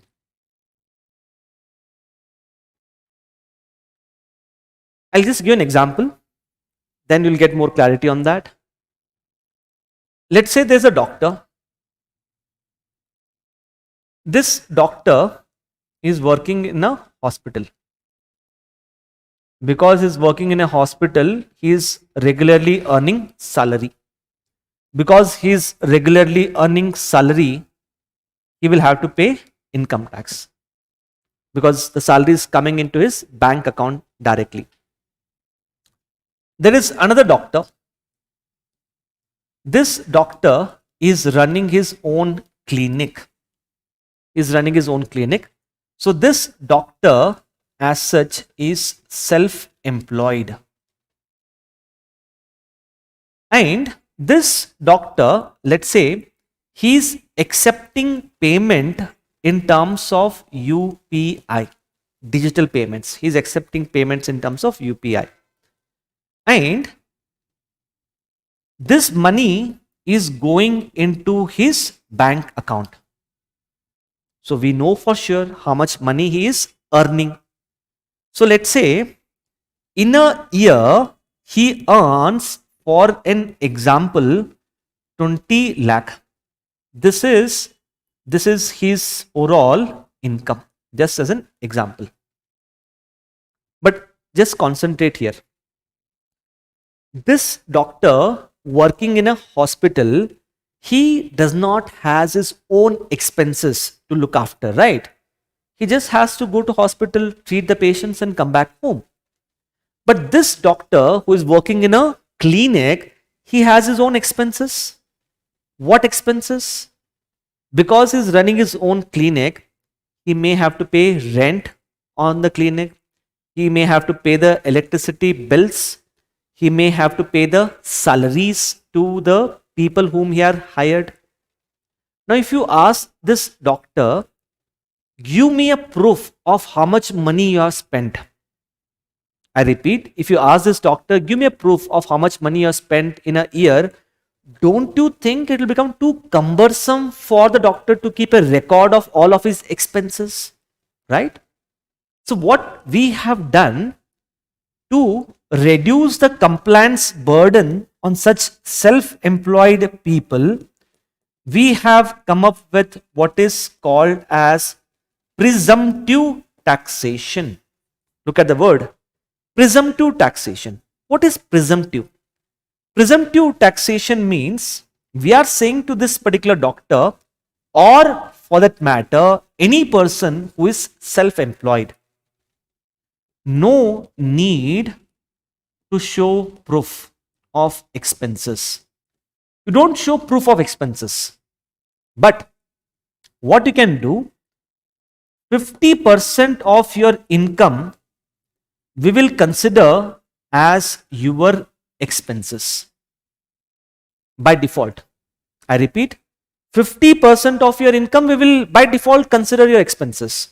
So what government is saying, you may have earned 20 lakh, but we assume that 10 lakh rupees you may have spent on rent, on salaries, on buying of machines and so on. We will not look into those details. What you need to do, you need to pay tax on your remaining income. It means the doctor will pay tax on how much money? He will pay tax on rupees 10 lakhs. It is applicable to the self-employed people. Whatever income you earn, from that 50% you can claim as your expenses. Remaining income, you pay tax. There is probably a lawyer, a self-employed lawyer. He might be earning 50 lakhs in a year. He can claim 50% of his income as expenses and he'll pay tax only on 25 lakhs, which is presumptive taxation. This is what we have done. But let's say there is a doctor. This doctor is running clinic and this doctor is accepting payment in terms of cash. What will you do here? If he is accepting money in terms of cash, is there any possibility for us to know what is his income? Is there any possibility for us to apply presumptive taxation? Absolutely not. So what do you think we should do in this particular case? Anyone has any idea? We have taken care of this doctor. We have taken care of this doctor. What about these kind of people? It's not that I'm just targeting the doctor community. Please understand, it's just an example. It could be a doctor, it could be a lawyer, it could be a chartered accountant, it could be a roadside eatery, restaurant also. How will you bring such people under the ambit of tax? Best example. Please look at the second point. Presumptive taxation. Ghana. What Ghana has done? You can see Ghana applies a minimum tax based on individual's profession or trade. Khatam. We will not even ask you to show your receipts, to show your expenditure. We will simply say, you are a practicing doctor. This is a minimum income that you are earning. On this, you pay this much percentage as tax. You are a lawyer. This is a minimum income we think you are earning. You pay this much percentage as tax. You are a roadside owner of a restaurant. We think that this is the minimum profit you are earning. You have to pay this much amount of tax. So, this is what Ghana has done. Ghana applies a minimum tax based on an individual's profession or a trade. And look at what France has done. France has established a system to assess tax liabilities of informal enterprises. These are the things which should become part of our Income Tax Act. Getting this? Look at what Brazil has done. I'm pretty sure most of you know in India, if you want to do certain transactions, use of PAN, permanent account number, is mandatory. Example being, you go to buy jewelry. If you buy jewelry more than 50,000, compulsorily you have to provide for PAN card. You buy a car, they'll ask you for a PAN card. You open a bank account, they'll ask for a PAN card. In India, we have everything in place, but the problem is it is not followed. Best example, think what happened to Paytm. Paytm as a payment bank opened large number of bank accounts without linking those bank accounts to PAN card. And PAN card is something which is mandatory to open bank account. Right? Look what Brazil has done. In Brazil, just like in India we have PAN card, in Brazil they have taxpayers identification number, and Brazil has made it mandatory. In India also it is mandatory, but Brazil is very strict with respect to its implementation. In fact, Brazil has taken it one step ahead and said, if you purchase anything online through e-commerce, even for online purchase also you need to provide for this particular number. Don't you think? By having that kind of feature, in that particular case, by having that kind of feature, government will be able to keep a track of how much money people are spending.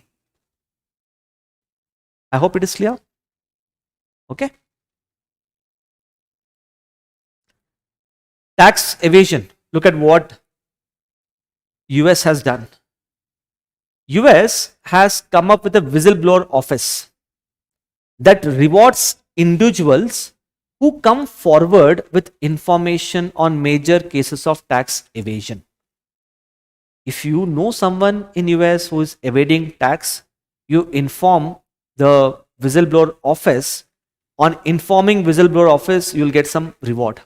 This is what US has done. What you can do, you can use these case studies as strategies in order to improve the tax administration in India.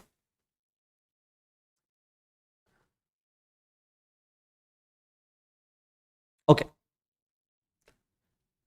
What strategies are needed, which is as per the Tax Administrative Reform Committee? Let's look into the strategies. Whatever I have discussed, the same thing is here. Please pay attention. Expand the ambit of presumptive taxation on the lines of Ghana as well as France. Comprehensive review of tax exemptions. We have to start imposing tax on agricultural income provided The agricultural income is 50 lakhs and above. Tax rate for super rich should be higher because, like I said, in India, super rich is paying just 35% as compared to 50% in UK. Reintroduce banking cash transaction tax. What is this banking cash transaction tax? Let me just tell you, this was a tax which was imposed somewhere in 2000, and then later, after some 3 to 4 years, it was taken away. So what was this tax? Banking cash transaction tax. Under this particular tax, if someone is withdrawing money from bank account, for example, if you withdraw 50,000 rupees from your bank account, on withdrawal of this particular money, you were required to pay a tax called as banking cash transaction tax. It was not applicable for all the withdrawals. It was applicable only if you withdraw above a particular threshold level, and the threshold level could be something like 50,000. Why this tax was important? Basically to discourage people from using cash and instead use more digital payments to make payment, right? But then what actually happened? This particular tax imposed a lot of burden on the banks, compliance burden on the banks, because banks had to keep a track of who is withdrawing how much amount of money and then convey this information to the government. So because it was imposing higher compliance burden on the banks, the government did away with this particular tax. This committee, Tax Administrative Reform Committee, has recommended that this particular tax has to be reintroduced. Then you can see compulsorily coating of PAN, like in Brazil. In India also it is there, but implementation has to be strong. TDS has to be made more efficient, especially for payment of salaries, interest income, lottery. Promote digital economy, that is digital payments, to reduce cash transaction. Increase taxpayer awareness and education. On the lines of US, we can have a whistleblower office. These are the strategies that we can go for with respect to mobilization of tax. All of these things, where it becomes important, it becomes part of your syllabus line, mobilization of resources, tax. So I've discussed challenges, steps taken, international best practices, and strategies needed. In this year's budget, a new initiative which has been taken is this. Finance Minister has announced that a comprehensive review of Income Tax Act would be undertaken to make this act more concise, lucid, easy to read and understand. This is the latest step which the Finance Minister has announced. Is this clear, everyone?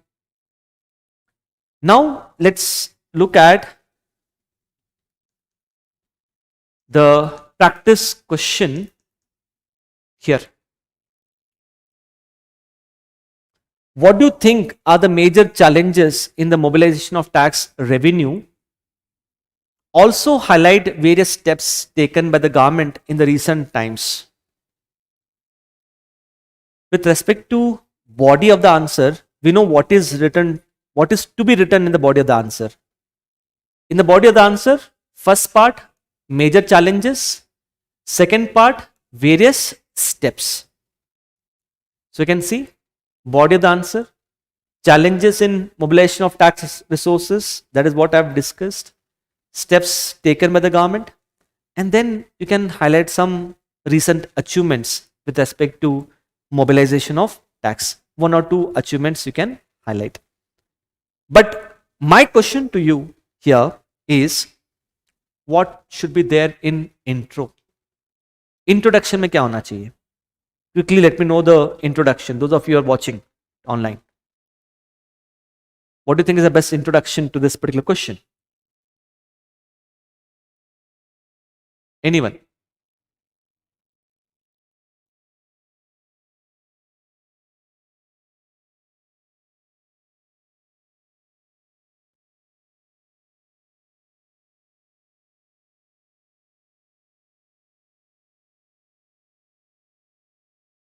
Okay. Naveen says tax to GDP ratio, you can write with that. Vipin says 1.6% tax base. Good, Vipin. Others? Quickly. Okay, we can talk about good, Niveda. We can say less tax base of 1.6.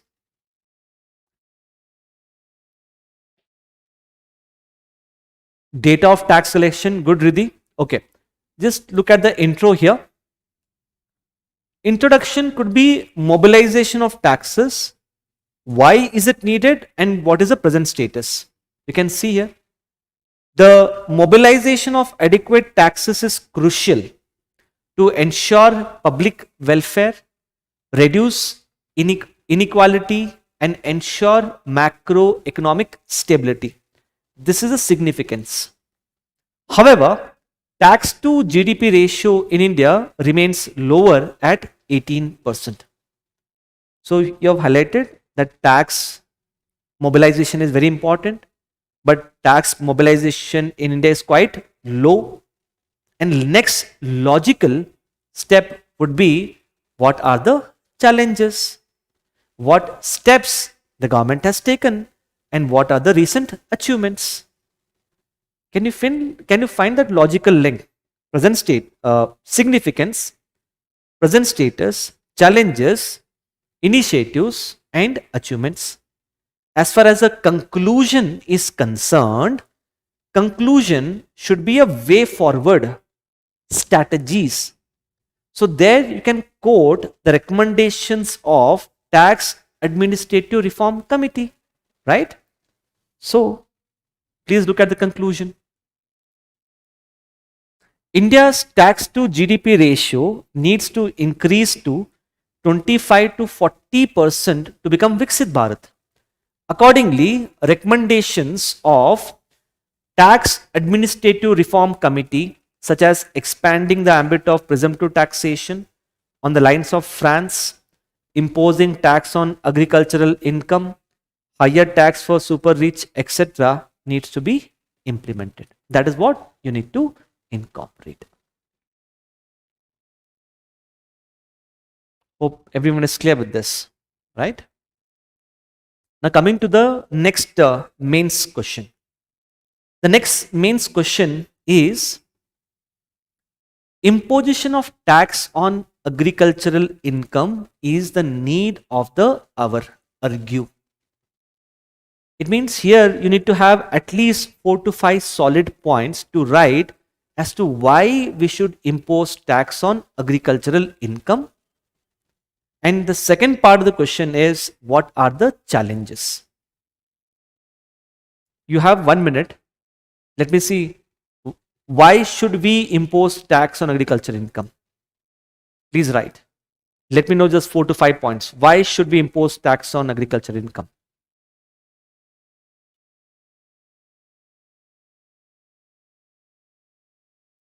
Pranesh, you'll get the PPT, do not worry. PPT will be uploaded in the video after the class. पहले ध्यान दो class में जो पढ़ाया जा रहा है.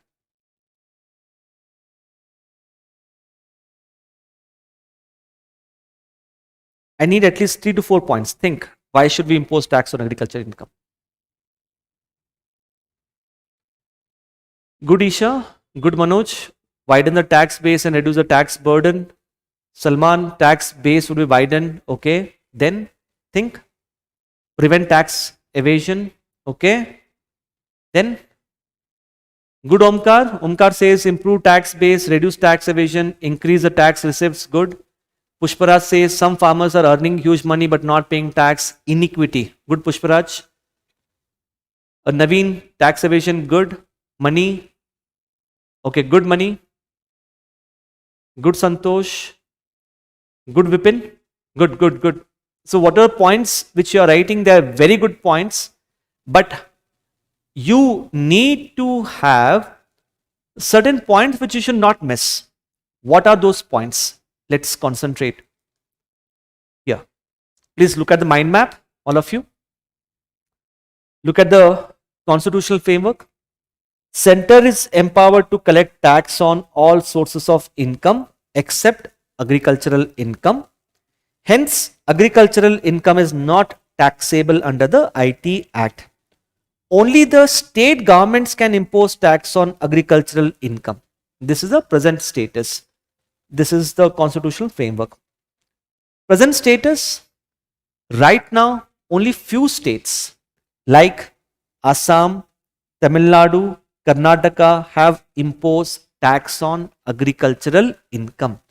But these laws in these states, they include number of exceptions. For example, in Karnataka, or for that matter, Tamil Nadu, they don't collect tax on crops like rice, wheat, etc.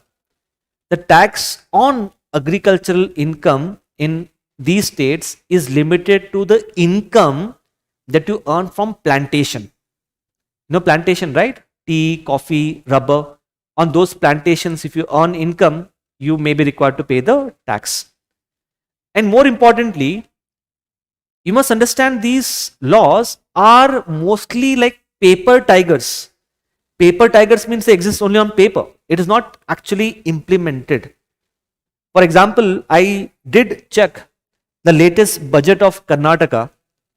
Against agricultural income, there was dash line, which means Karnataka government did not collect any money as agricultural, any tax on agricultural income, right?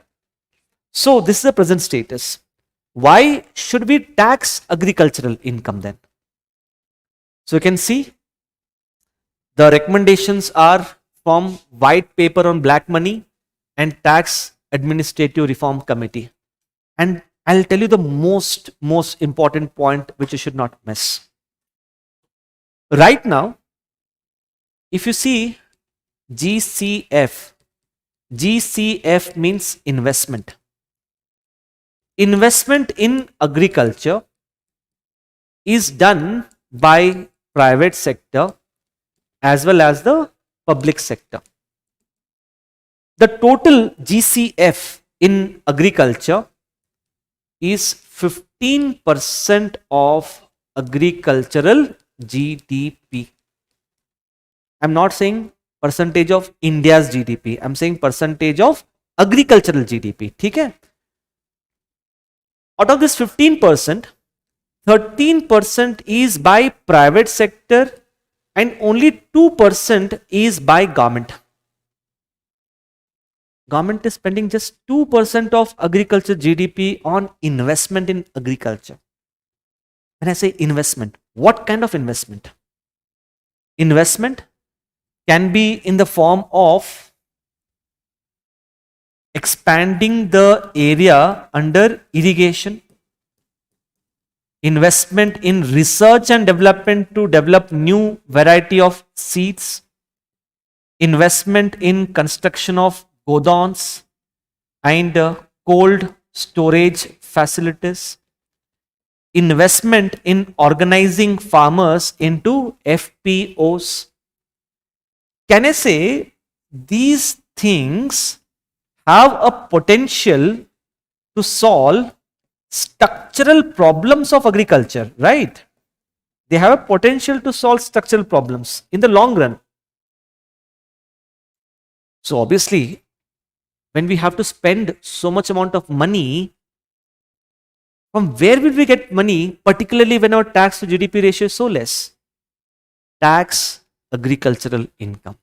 That's the way. You collect tax from agriculture income, that tax you use it for addressing structural problems of agriculture, right? So you can see the most important point here is it will help generate revenue to improve gross capital formation in agriculture. We cannot afford not to collect tax from agriculture, which contributes 17% of India's GDP. Understand that. Second, if you collect tax on agriculture income, don't you think we can provide for redistribution of income from wealthy farmers to the poor farmers? Income inequality within the farmers would reduce. Next, it will help us check tax evasion by large farmers. You know the interesting part, it's not just the large farmers who are evading taxes, even some companies are also taking advantage or they're misusing this provision. Like I have read about this article about a company called Monsanto evading taxes because we are not collecting tax on agricultural income. How? Monsanto is owning some agricultural fields. On this agricultural fields, it is growing some crops. On those crops, it is making huge profit, but it is not paying tax to the government. Corporate farming, yes, good money. Corporate farming is actually misusing this kind of exemptions. So whenever you're thinking that farmers are misusing, no, it's not just farmers. Even corporates are also misusing this provision. It will help us shift from informal sector to formal sector. Think of it. Don't you think if farmers start paying taxes to the government, we will get to know how much income they are earning in a year? If we get to know how much income they are earning in a year, this enables the banks to give them more credit, right? So we will be able to facilitate easier access to credit for the farmers. Prevent leakages. How? All of you know PM Kisan?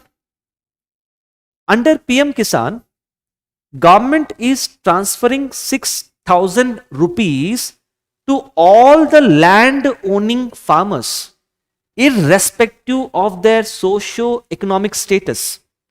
My question is, why should we transfer money to the wealthy farmers?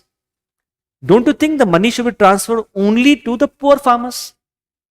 But the biggest question is, how do you differentiate a wealthy farmer and a poor farmer? If you impose tax on agriculture income, it will help us distinguish between a wealthy farmer and poor farmer. By doing that, we will ensure that PM Kisan benefit will be given only to non-tax paying farmers. So by that, we can prevent the leakages, right?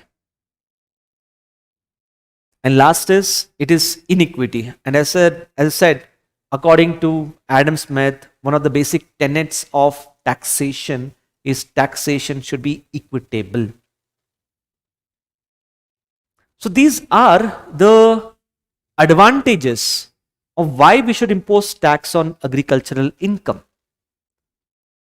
But it is not as simple as we are thinking it to be.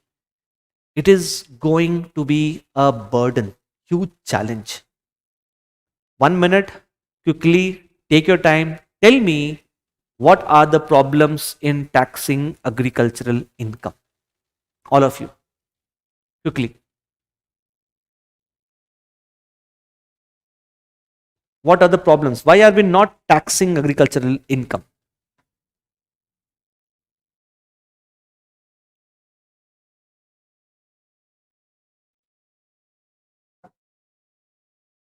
Good, Garvit?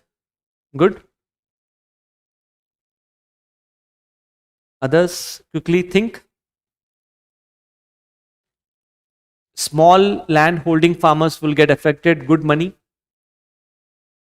More small and marginalized farmers, yes, good. There's more risk such as natural disaster. Good, Niveda.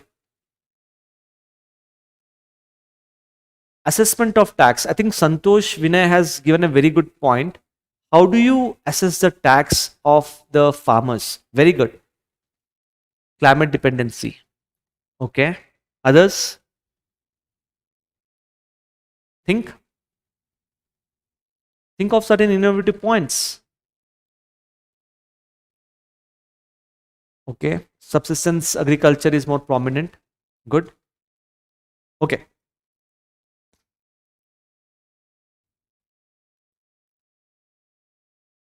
Okay, Pushparaj says, how do you even calculate? Good, good, good. Just pay attention. I think the biggest problem is even if you impose tax on agricultural income, the administrative cost is going to be very high. Why the administrative cost is going to be high? Number one, we do not have modernized land records. We don't know who is the owner of how much parcel of land in India. That's a problem number one. Second, informal agricultural marketing. We can tax agricultural income provided we know how much money the farmers are earning. And we can know how much money the farmers are earning provided the farmers are accepting money in their bank account, right? Farmers may not have bank account. Even if they have bank account, they might not accept money in their bank account, rather they'll accept money in terms of cash. If you go to APMC, right, in APMC generally most of the transactions take place in terms of cash. So when cash is a king in the agriculture marketing, how do you even know how much income a farmer is earning, right? Large scale fluctuation. It's not that we are going to tax a IT official, a IT software engineer. His income is same throughout the year. What about farmer? One season suddenly his income increases, next year suddenly his income drops. Large scale volatility. And third is very interesting. Third is actual profit. What is this actual profit? Let's say I'm a farmer. I sell certain crops and I earn, let's say, 5 lakh. I'm earning 5 lakh. But you must understand, to earn 5 lakh, I'm also required to spend the money, right? I have my own expenses. For example, my expenses could be, I have bought seeds, I have bought fertilizers, I'm paying electricity bill. So there are some cost involved. So you must understand, I cannot tax entire 5 lakh income earned by the farmer. From this 5 lakh, I need to deduct the cost. And then we need to collect tax on the net profit. Don't you think a biggest challenge before us is to how do you actually calculate this cost? This is going to be very challenging, right? Other points, low potential to collect tax because of average income of agriculture households is less. 86% of farmers in India are small and marginal farmers. Their income is very less. Even if you impose tax on agricultural income, we might end up collecting tax only from handful of farmers in India. It might discourage investment because farmers would have to pay tax. Farmers might not be interested to make investment. It may lead to undue harassment of poor farmers by the tax officials. And last and most, political will. What political will? Last time, government decided to introduce the 3 farm bills to liberalize agriculture marketing. What happened? When the government introduced the 3 farm bills, large scale protest.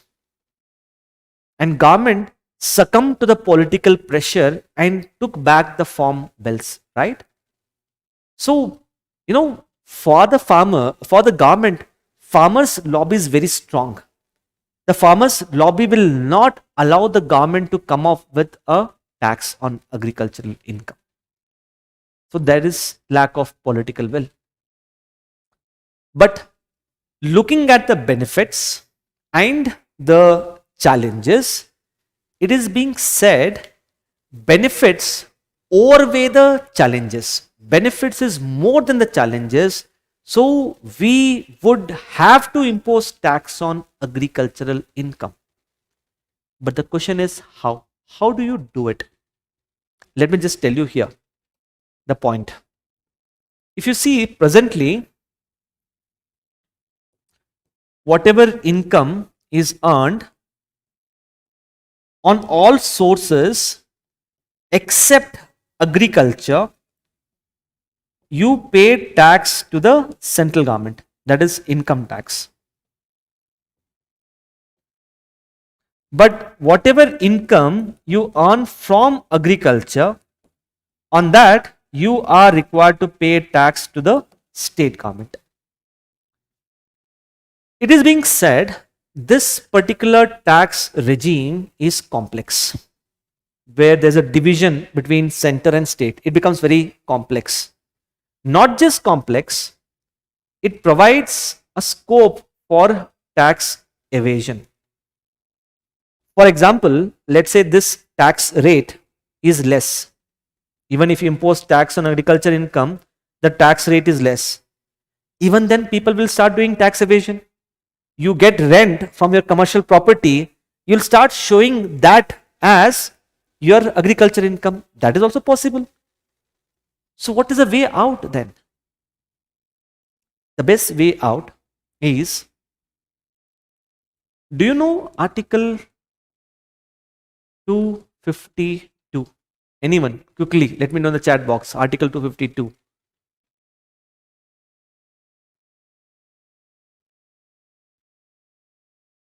Anyone? Article 252?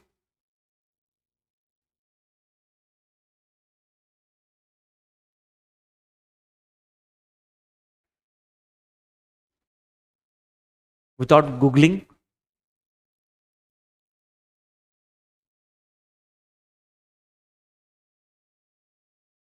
Anyone?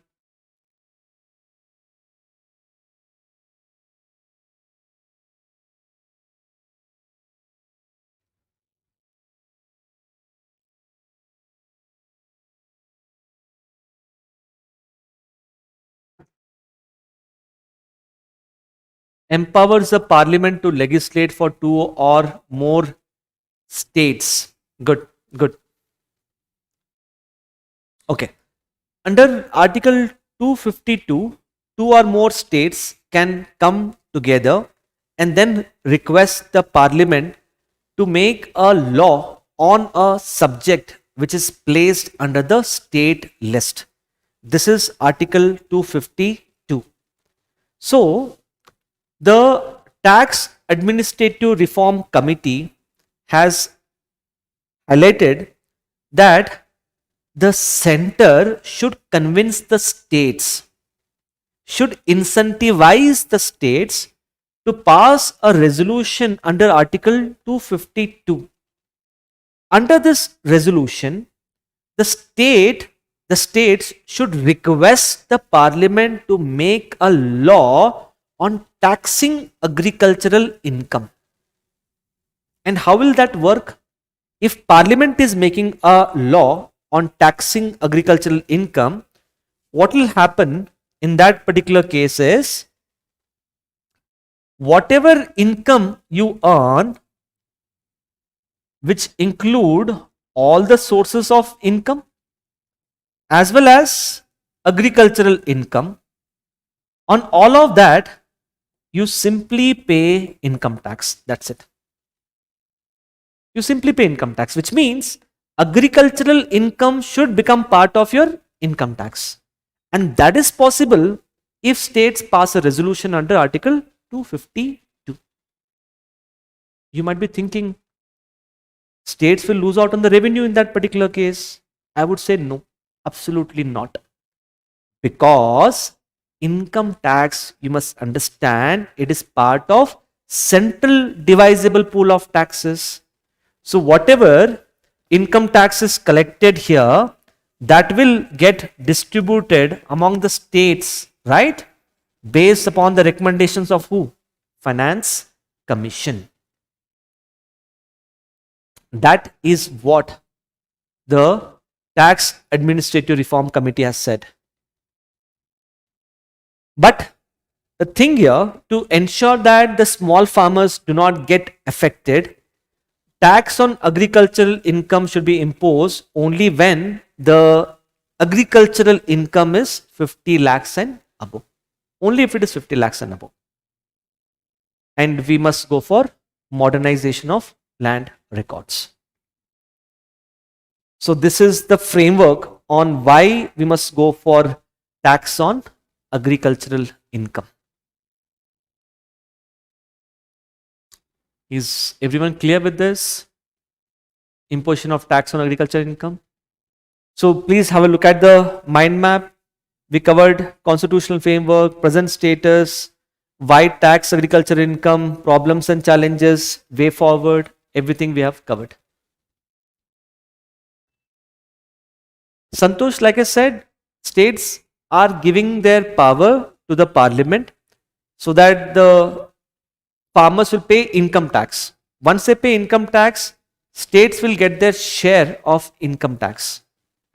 That is agricultural income. I know it looks good on paper. It looks good on paper, but politically not feasible. But we should not worry about political feasibility. We must worry about a point which can be mentioned in the answer. Clear, Santosh?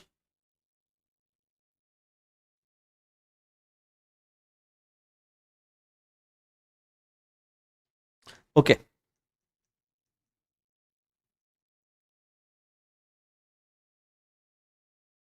Let's take up quickly. I need another 10-15 minutes. I hope everyone is okay with this. 10-15 minutes. Okay.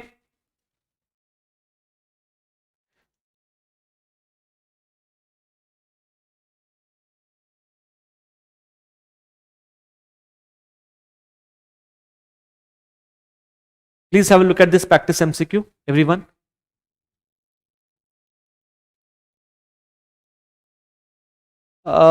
Isha, whether that tax will get distributed between center and state or it will go entirely to state, that will be decided later, right? And mostly Finance Commission will decide to give the entire revenue to the states only. Look at this question. Which among the following describes the concept of progressive tax? Okay. Please remember, when we say progressive tax could be progressive income tax or progressive consumption tax. What is progressive income tax? Progressive income tax means as the income of the person increases, they would be required to pay higher tax rate. So best example of progressive tax is your income tax. Your income increases, you pay more tax, right? What is progressive consumption tax? Progressive consumption tax means there are certain goods which are predominantly used by richer households. On those goods, if you impose higher taxes, then it becomes progressive consumption tax. Take for example, a higher tax on luxury cars. A higher tax on luxury cars is also a progressive tax, but it is not income tax, it is a progressive consumption tax. So that way, if you see the question, which among the following best describes the concept of progressive tax?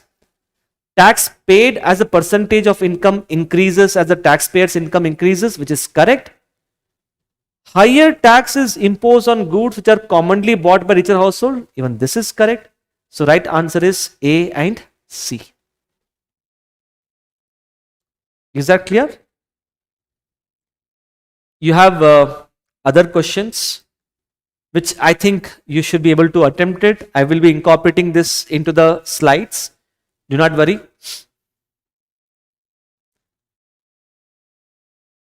After this, there are some questions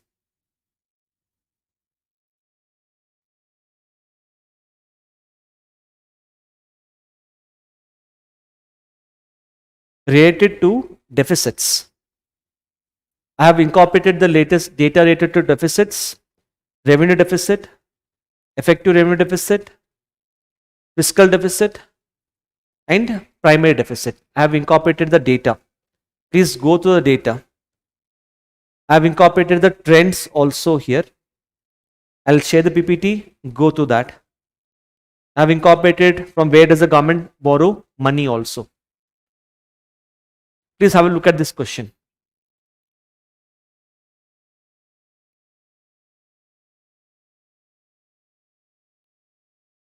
Which among the following best describes the concept of fiscal deficit? Let's see how many of you will be able to get it right. Fiscal deficit. Everyone knows fiscal deficit is the money borrowed by the government in a single year, right? But look at the question.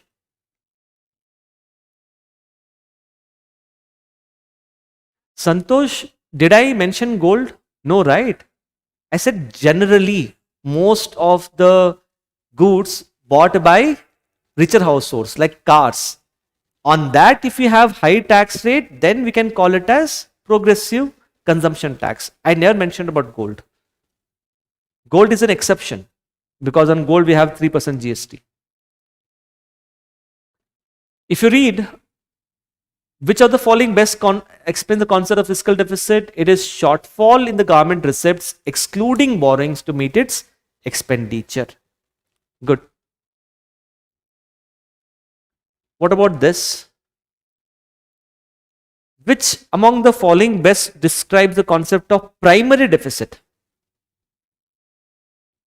You know primary deficit, how is it calculated?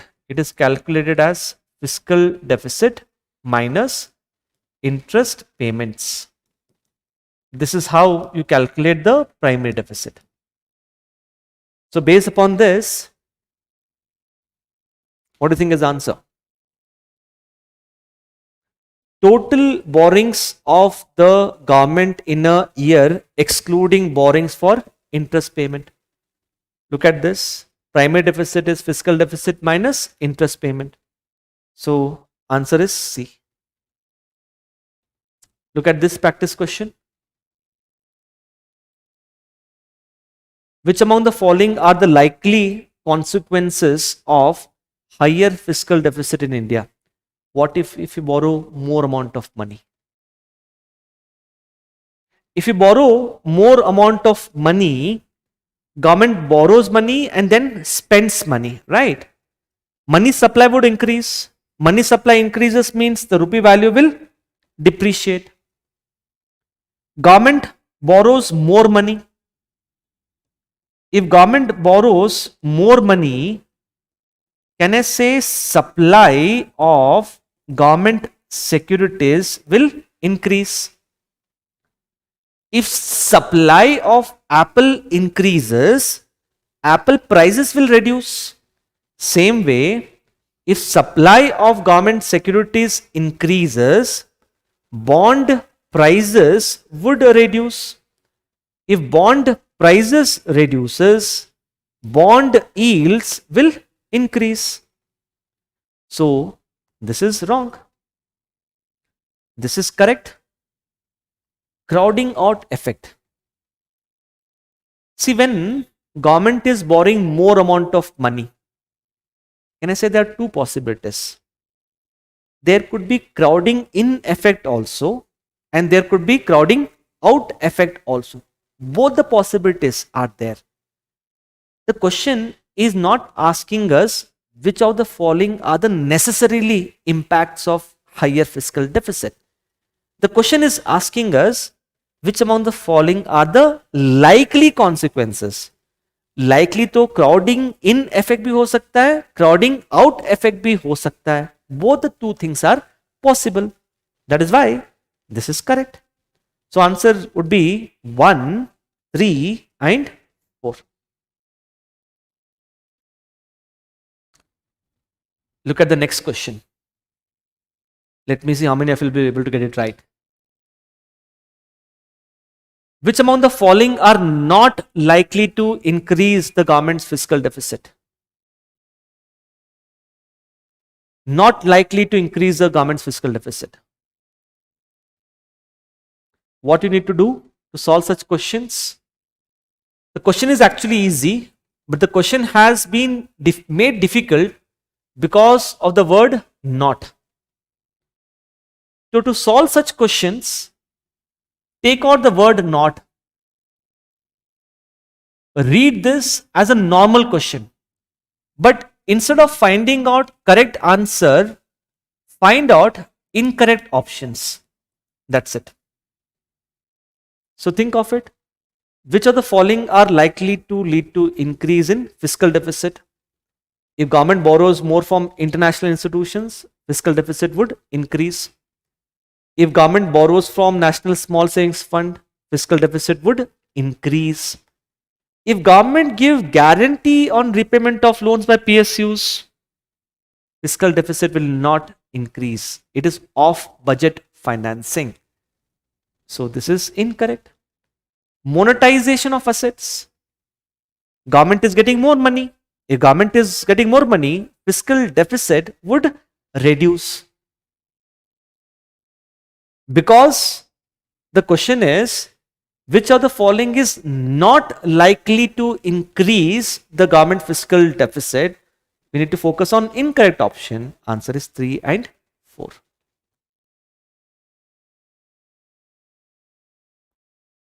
Look at the next question. Let me see how many of you will be able to get it right.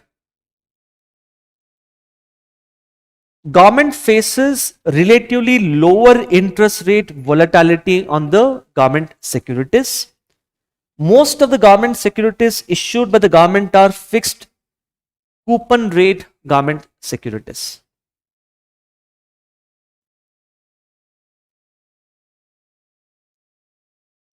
Yes.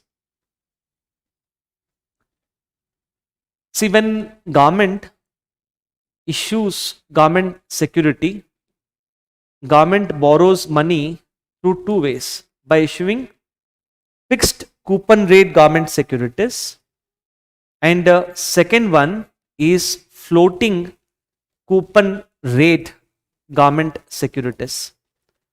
In case of fixed coupon rate government securities, the coupon rate remains fixed. For example, coupon rate for example is 5%. No matter whatever happens in the market, government will always pay 5% interest rate. That's it. Floating coupon rate, as the name suggests, in this particular case, the coupon rate changes as per the market conditions. If in the market the interest rate increases, coupon rate of floating coupon rate government securities will also increase. I hope you're getting this point. Presently, if you see, 99% of government securities are fixed coupon rate government securities. Hardly, I would say less than 1% of government securities are floating coupon rate government securities. So read the question. Government faces relatively lower interest rate volatility on the government securities. Yes, because 99% of government securities are fixed. This is correct. Most of the government securities issued by the government are fixed coupon rate government securities. This is correct. In such kind of questions, the problem arises when both the statements are correct. To solve such questions, what you need to do is, after the first question, you add the word because. Now you read the two statement as one single statement. Government faces relatively low interest rate volatility on government securities because most of the government securities are fixed coupon rate government securities. It makes sense. That is why the right answer is A. Clear with that? Okay, the next one is debt status of the central government. It is same as what I had discussed in the interim budget. Nothing has got changed. You can see total liabilities, everything is same. Please go through this. I have incorporated in the PPT. Same, you can go to the trends in debt to GDP ratio of the center, trends in states debt to GDP ratio, the targets under the FRBM Act, Please go through that. Go through sovereign green bonds. You must have heard about sovereign green bonds. Go through that.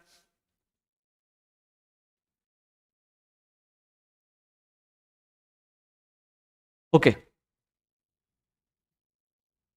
Look at this question, all of you. The question says, in the context of Indian economy, core debt includes which of the following? The word which I mentioned here is core debt. Why have I asked this question? Because here a question in prelims 2022 was asked about non-financial debt. So obviously you need to know what do you mean by core debt. Please understand, when I say core debt, according to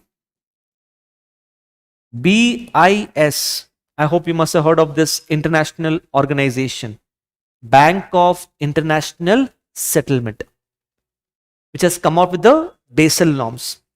According to Bank of International Settlement, core debt includes household debt, debt of the government, debt of the non-financial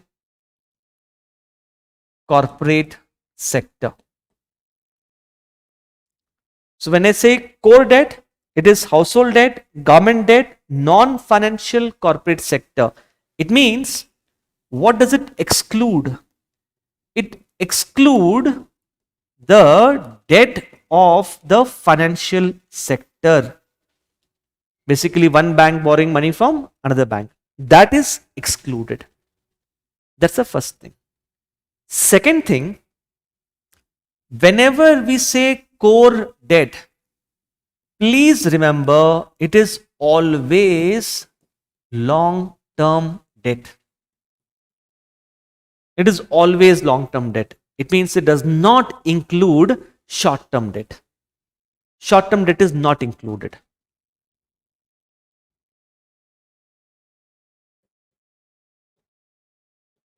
Short-term debt excluded. So long-term debt of household, government and non-financial corporate sector is core debt. It excludes the financial sector debt and it does not include the short-term debt. So going back to this, household borrowings, borrowings by banks, borrowings by the government and corporates. So right answer in this case is 1, 2 and 3. Look at this question. How many among the following are included in the core debt of the economy? Core debt में क्या क्या include है? Borrowings by the banks. I told you it excludes the financial sector. So this will not be included. Government borrowings in the form of dated securities.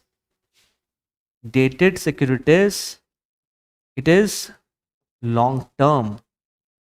It is not short term. Because it is not short term, because it is long term, it will be included. Long term borrowings by the household? Yes. Borrowings by the corporates in the form of commercial paper. Commercial paper, you must understand, it is short term borrowings of period of less than 1 year. Because commercial paper is a short term borrowings, it will not be included in the core debt of an economy. So that way the right answer, because we have asked how many, answer is only 2. Clear with this? So I repeat, core debt includes the debt of household, government and non-financial corporate sector. But we don't include short term, we include only the long term. Okay, you can go through this part later. It's there in the PPT. FRBM Act is also there. Go to this FRBM Act also, all of you. I just want to take up the last part. Last part about the taxation proposals. Other things are there in the PPT. Important tax proposals. Not much. There's only one important thing about capital gains tax that you need to know. One is we have decided to undertake a comprehensive review of Income Tax Act of 1961. That's the first thing. Second, we have decided to change the income tax rates this time. I'll show you the new income tax rates. This is important. We have decided to undertake rationalization of capital gains tax. Fourth, we have decided to decrease the corporate tax of foreign companies. I told you, corporate tax of foreign companies, which was earlier 40%, from 40% it has got reduced to 35%. We have decided to withdraw equalization levy, which is imposed on digital multinational companies such as Google, Amazon, Facebook.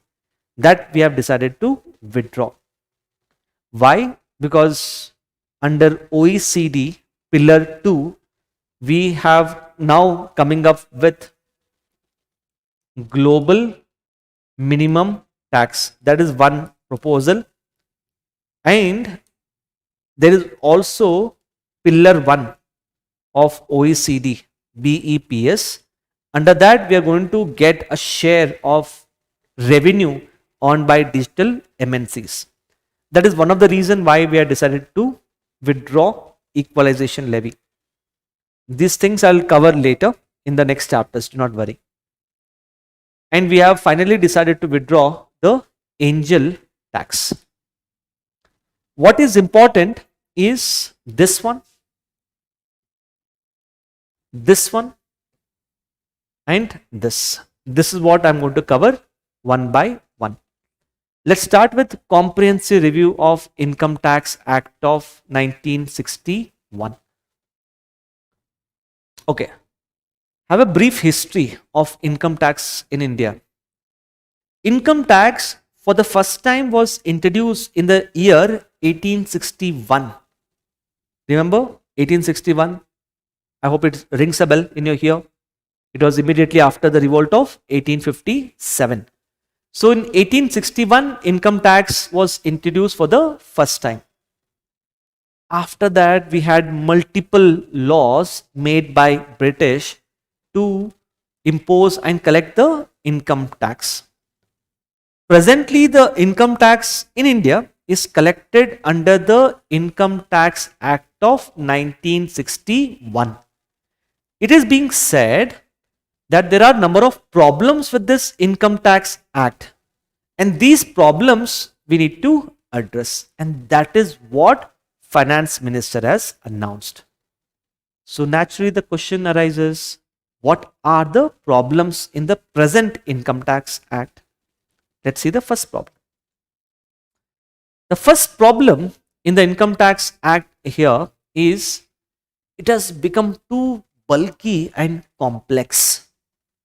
I told you it was made for the first time in 1961, and since then what we generally do, every time when we present a budget, in each and every budget we add something new to the Income Tax Act, we delete something from the Income Tax Act. So repeated additions and deletions have made Income Tax Act too bulky and complex. And it is filled with so much of legal jargons, that people like you and me, we can never comprehend the Income Tax Act. You know, that is why generally what people do to pay tax. Government has made it very easier for the people to pay tax. People do not pay tax on their own. They take help of tax experts. I hope you're getting this point. Why? They don't understand the provisions of the tax law. This is the biggest problem. You know, You have to make it easier for the people to pay tax. Then the tax compliance would improve, right? That is why finance minister has declared that the income tax act will be made more simple, more lucid and easy to understand. Only time will tell how lucid and easy it will be. Let's see. Second, as I said, tax base in India is very less. Tax base, only 1.6% of India's population is paying tax. So this has made the income tax inequitable and prone to tax evasion. We discussed that through Lafayette curve. I hope you are able to understand that. So I told you the need of our before India is we need to widen the tax base. If you widen the tax base, tax rate will automatically be reduced, right?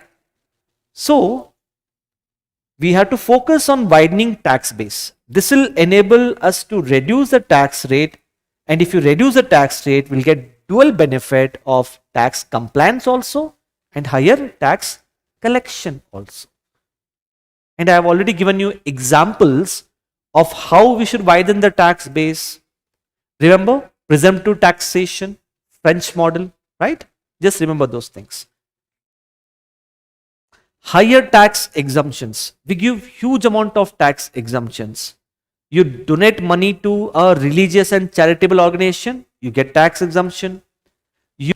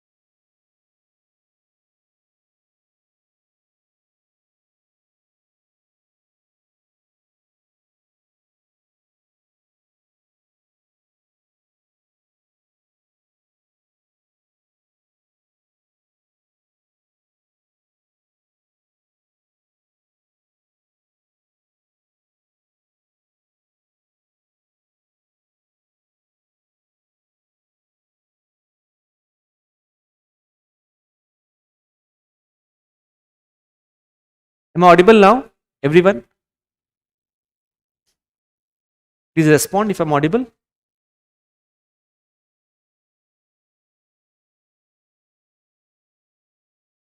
Okay, thank you.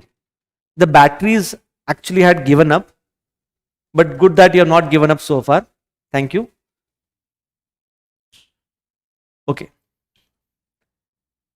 Anyways, coming to this part, next.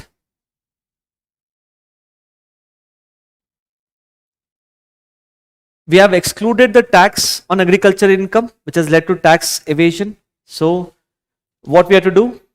We have already discussed this. We have to bring a resolution of states under Article 252, and tax on agriculture income should be imposed if it is more than 50 lakhs. There are a lot of ambiguities in the tax laws. Ambiguities in the tax laws have led to multiple interpretations and increased the judicial burden. So, average delay to dispose of a income tax appeal is almost like 2 to 3 years. So, we need to address those ambiguities. And the last and most important point is to counter BEPS, base erosion and profit shifting. We have already taken a number of initiatives. For example, we have come up with GAR, General Anti-Avoidance Rules. We have come up with POEM rules. We have come up with equalization levy. But the problem here is mostly our approach to counter BEPS is a piecemeal approach, step by step approach. What India needs is a comprehensive reforms to target the BEPS, and that is what we are trying to do. We need to have a holistic and comprehensive reforms. And some of you may have read in the current affairs that India has agreed to be part of OECD's global minimum tax, right? 15%. So we need to incorporate this provision of OECD into our IT Act. So this is what is the problems and what is a solution. This is a review of Income Tax Act. And like I said, a deadline has been given for 6 months to come up with the final draft. Let's see what happens once the final draft is released. There are certain changes in tax slabs, which is self-explanatory. You can see up to 3 lakh. Earlier also you're not required to pay tax. Now also you're not required to pay tax. But now 5% tax slab, which was earlier applicable from 3 to 6. Now it has made 3 to 7. 6 to 9, 10%. Now it is 7 to 10. So some changes have been incorporated in the income tax slab. Not important as far as your prelims examination is concerned. Just know that some changes have been made in the income tax slab. What is important is this: capital gains tax. This is the last topic of the day. Please pay attention. And it is a little complicated as well. Capital gains tax. Okay.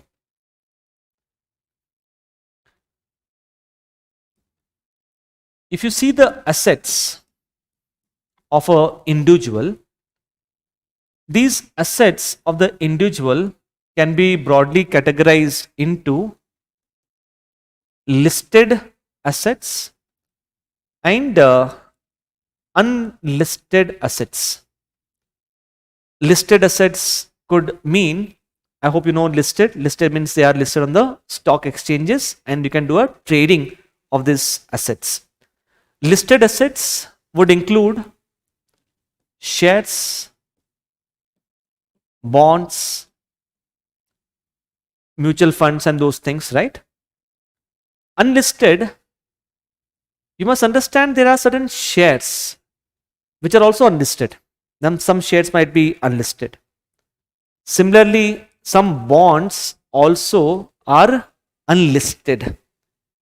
These two, they are considered as financial assets. Apart from that, gold and real estate. Gold and real estate, they both are considered to be non-financial assets. So these are some of the assets which people own. The list is not elaborate because to this I can add mutual funds, REITs and InvITs. This list is just indicative in nature. So in India, we have what is called as capital gains tax. What is capital gains tax? According to capital gains tax, if you make profit on selling these assets, whether the assets are listed or unlisted, whether the assets are financial or non-financial, it does not matter. Whenever you make profit on selling assets, a certain percentage of profit that you earn, you have to pay tax to the government as capital gains tax. For example, you buy a share at rupees 10, you sell it at rupees 20 You make a profit of 10. On this 10 rupees profit, you pay capital gains tax. On the other hand, if you make a loss, you purchase a share at 10 and then sell the share at 5. If you make a loss, then there is no capital gains tax. Capital gains tax comes into picture only when you make profit. Is everyone clear with this concept? It's the most basic thing. Now, capital gains tax can be of two types. One is long-term capital gains tax, and the other one is short-term capital gains tax. There are two types. Here, in any country, including India, we want that when people purchase these assets, people should hold on to these assets for longer span, right? To ensure that people hold on to these assets for longer span, the long-term capital gains tax is lower as compared to the short-term capital gains tax. The idea is simple. What is the government saying? You buy an asset and sell an asset within a short span of time, and if you make profit, you would have to pay me more tax. You purchase an asset and sell an asset after long term, you make profit, you pay me less tax. Why is the government doing so? Because the government is encouraging the people to hold on to their assets for long term. That is reason number one. Second, if people repeatedly buy and sell assets at a very short interval, don't you think it will lead to more volatility in the market? Daily you purchase share and sell it. Daily you purchase and sell the share. What will happen? Volatility will increase. So to reduce that volatility in the market, long-term capital gains tax is lower. Now, the problem here is duration. Duration means how can you say what is long term and short term? There should be some time period, right? The problem is this duration of what is long term and short term is not same for shares, bonds, gold and real estate. There's a difference between long-term capital gains tax duration for share, bond, gold and real estate.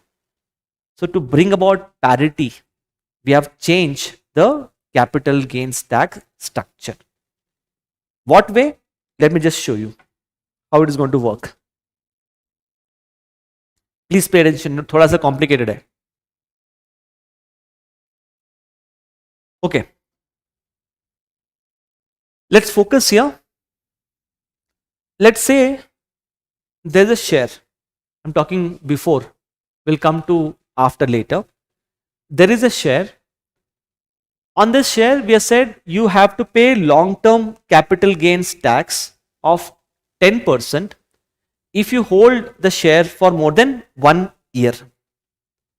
If you sell the share within 1 year, within less than 12 months, you have to pay short-term capital gains tax of 15%. Example, keeping this in mind, August 2024, I buy a share of rupees 100. September 2025, I sell the share at rupees 200. I make a profit. Purchase at 100, sold at 200, I made a profit of 100. But what kind of tax should I pay? Long term or short term? Long term. Because this is August 2024, this is September 2025. I'm selling it after more than 1 year. So what is this capital gains tax which I'm required to pay? 10%. 10% of ₹100 कितना मुझे पे करना पड़ेगा? 10 rupees. On the other hand, if I sell it in September 2024, within 1 year, I sell it at ₹200. Profit in this particular case is ₹100. I need to pay capital gains tax. Can you see how much is this? 15% of ₹100. How much tax should I have to pay? 15 rupees. That's what I said. Long-term capital gains tax is lower than the short-term capital gains tax. This is a structure. Let's see what has happened now in the new regime. In the new regime, duration is same. Can you see? Duration is same. What has got changed? Long-term capital gains tax, which was earlier 10%, now has become 12.5. So coming back here, earlier I used to pay 10% of 100. Now I need to pay 12.5% of 100, which is ₹12.5. Short term is how much it is? 15 से कितना बढ़ा है? 20%. So now I have to pay capital gains tax of ₹20. So can I say now the tax burden on the individuals has actually increased in terms of capital gains tax. Long-term capital gains tax and short-term capital gains tax both has increased. This is as far as shares is concerned. Look at bonds. Bonds का क्या हुआ है? Bonds का भी same है. Long term 10%. But before short term, look at this. Add to income. What is add to income? Add to income, let's say I replace this share by bond. ठीक है? I sell this bond at ₹200. I need not pay capital gains tax directly if it is a bond. This 200 rupees, I need it to add to my annual income. After adding it to my annual income, I will have to pay income tax according to the tax slab. I hope you understood the difference. Directly I'm not paying capital gains tax. Whatever profit I'm earning on bond, short term profit, I will add it to my annual income and then pay the tax. Now the same thing has continued. This is as far as the listed securities. Listed securities means listed on the stock exchanges. This change has taken place.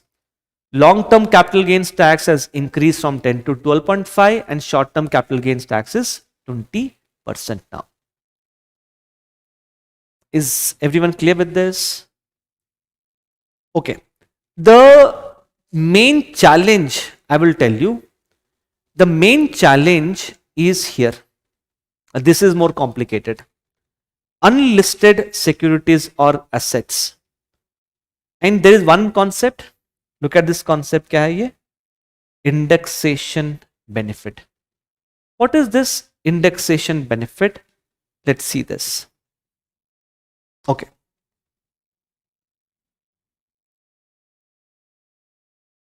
Please pay attention. Last this part of our discussion, little complicated as well. I'm going to compare this as before and after. Let's say in August 2000, I buy real estate property.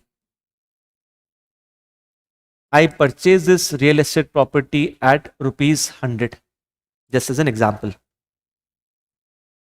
Then in August 2024, I sell this real estate property at ₹200. if you look at this example, what is my profit? My profit in this particular case is equal to 100. But I was not required to pay capital gains tax on this profit because I used to get a benefit called as indexation benefit. What is this indexation benefit? Let me just tell you that concept. Under this indexation benefit,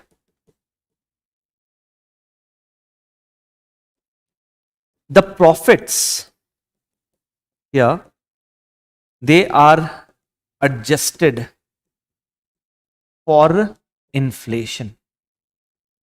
Please look at this word. Profits is adjusted for inflation. In what way? Think here, between 2000, August 2000 to 2024, let's say inflation rate in the Indian economy is 30%. I repeat, in August 2024 as compared to August 2000, the inflation rate is 30%.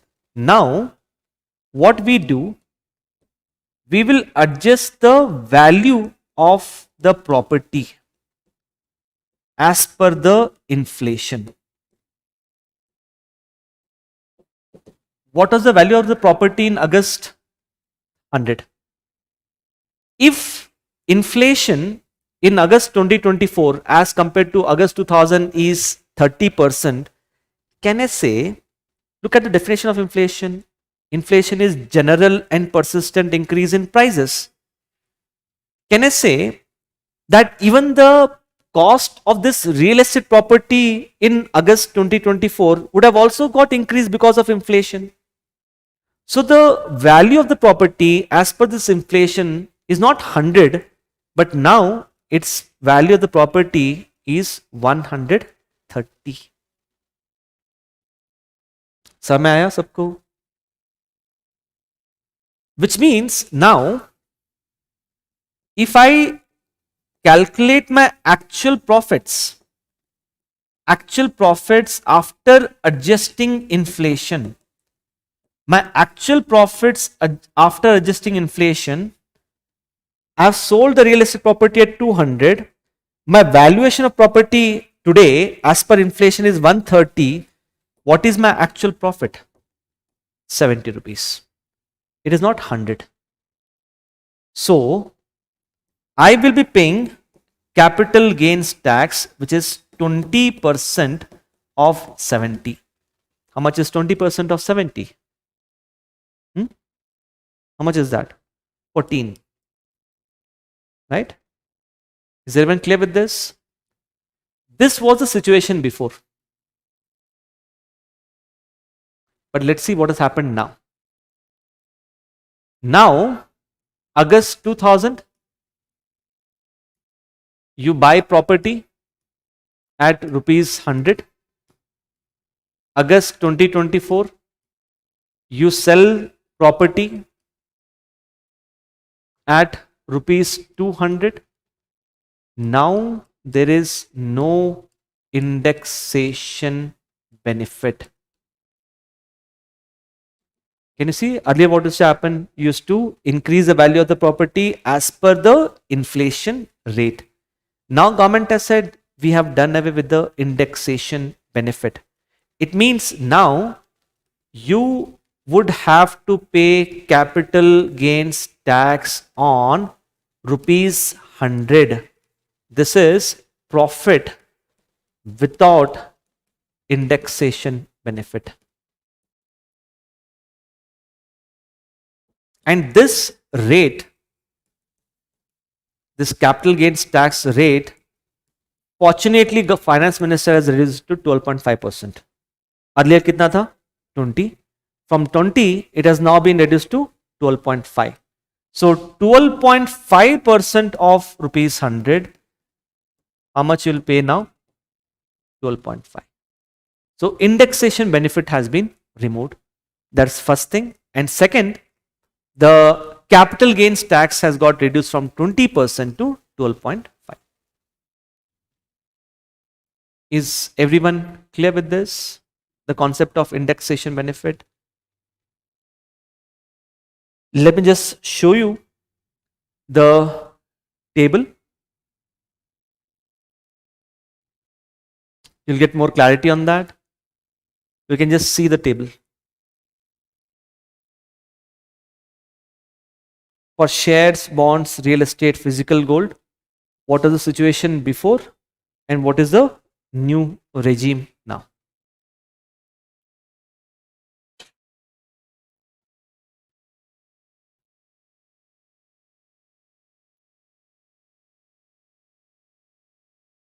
I hope everyone is clear. Okay, so we are done with the first video, the first theme of public finance, where I have covered both the prelims centric points as well as the main centric questions as well. There are other practice questions in the PPT. Please try to solve those practice questions from the PPT because of the time constraints. I was not able to take up all the questions. Please solve that. And we will have the next session on growth, development and employment, which includes your budget as well as 4 chapters from economic survey. We will have the session either on Monday or Tuesday. I will update you on that particular part. So very soon we'll be having the session. Do not worry about that. Meanwhile, if any of you have any doubts to ask, feel free to ask me the doubts in the chat box.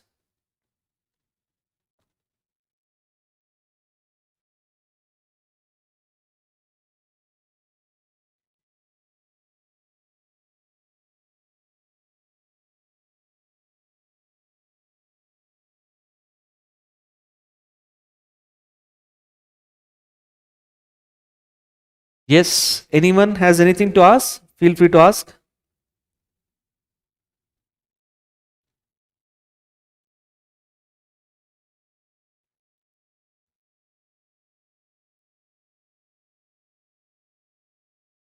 Okay, fine then. Core debt practice question. Yes, Omkar, what's the doubt with the core debt practice question? Omkar, you have a number, right?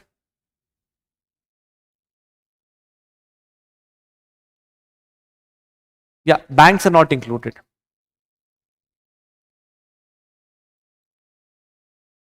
Banking is wrong. Banking is not included in the core debt. Okay. Fine then. So I'll meet you next time, probably on Monday or Tuesday. I'll let you know the schedule. Thank you so much. Okay.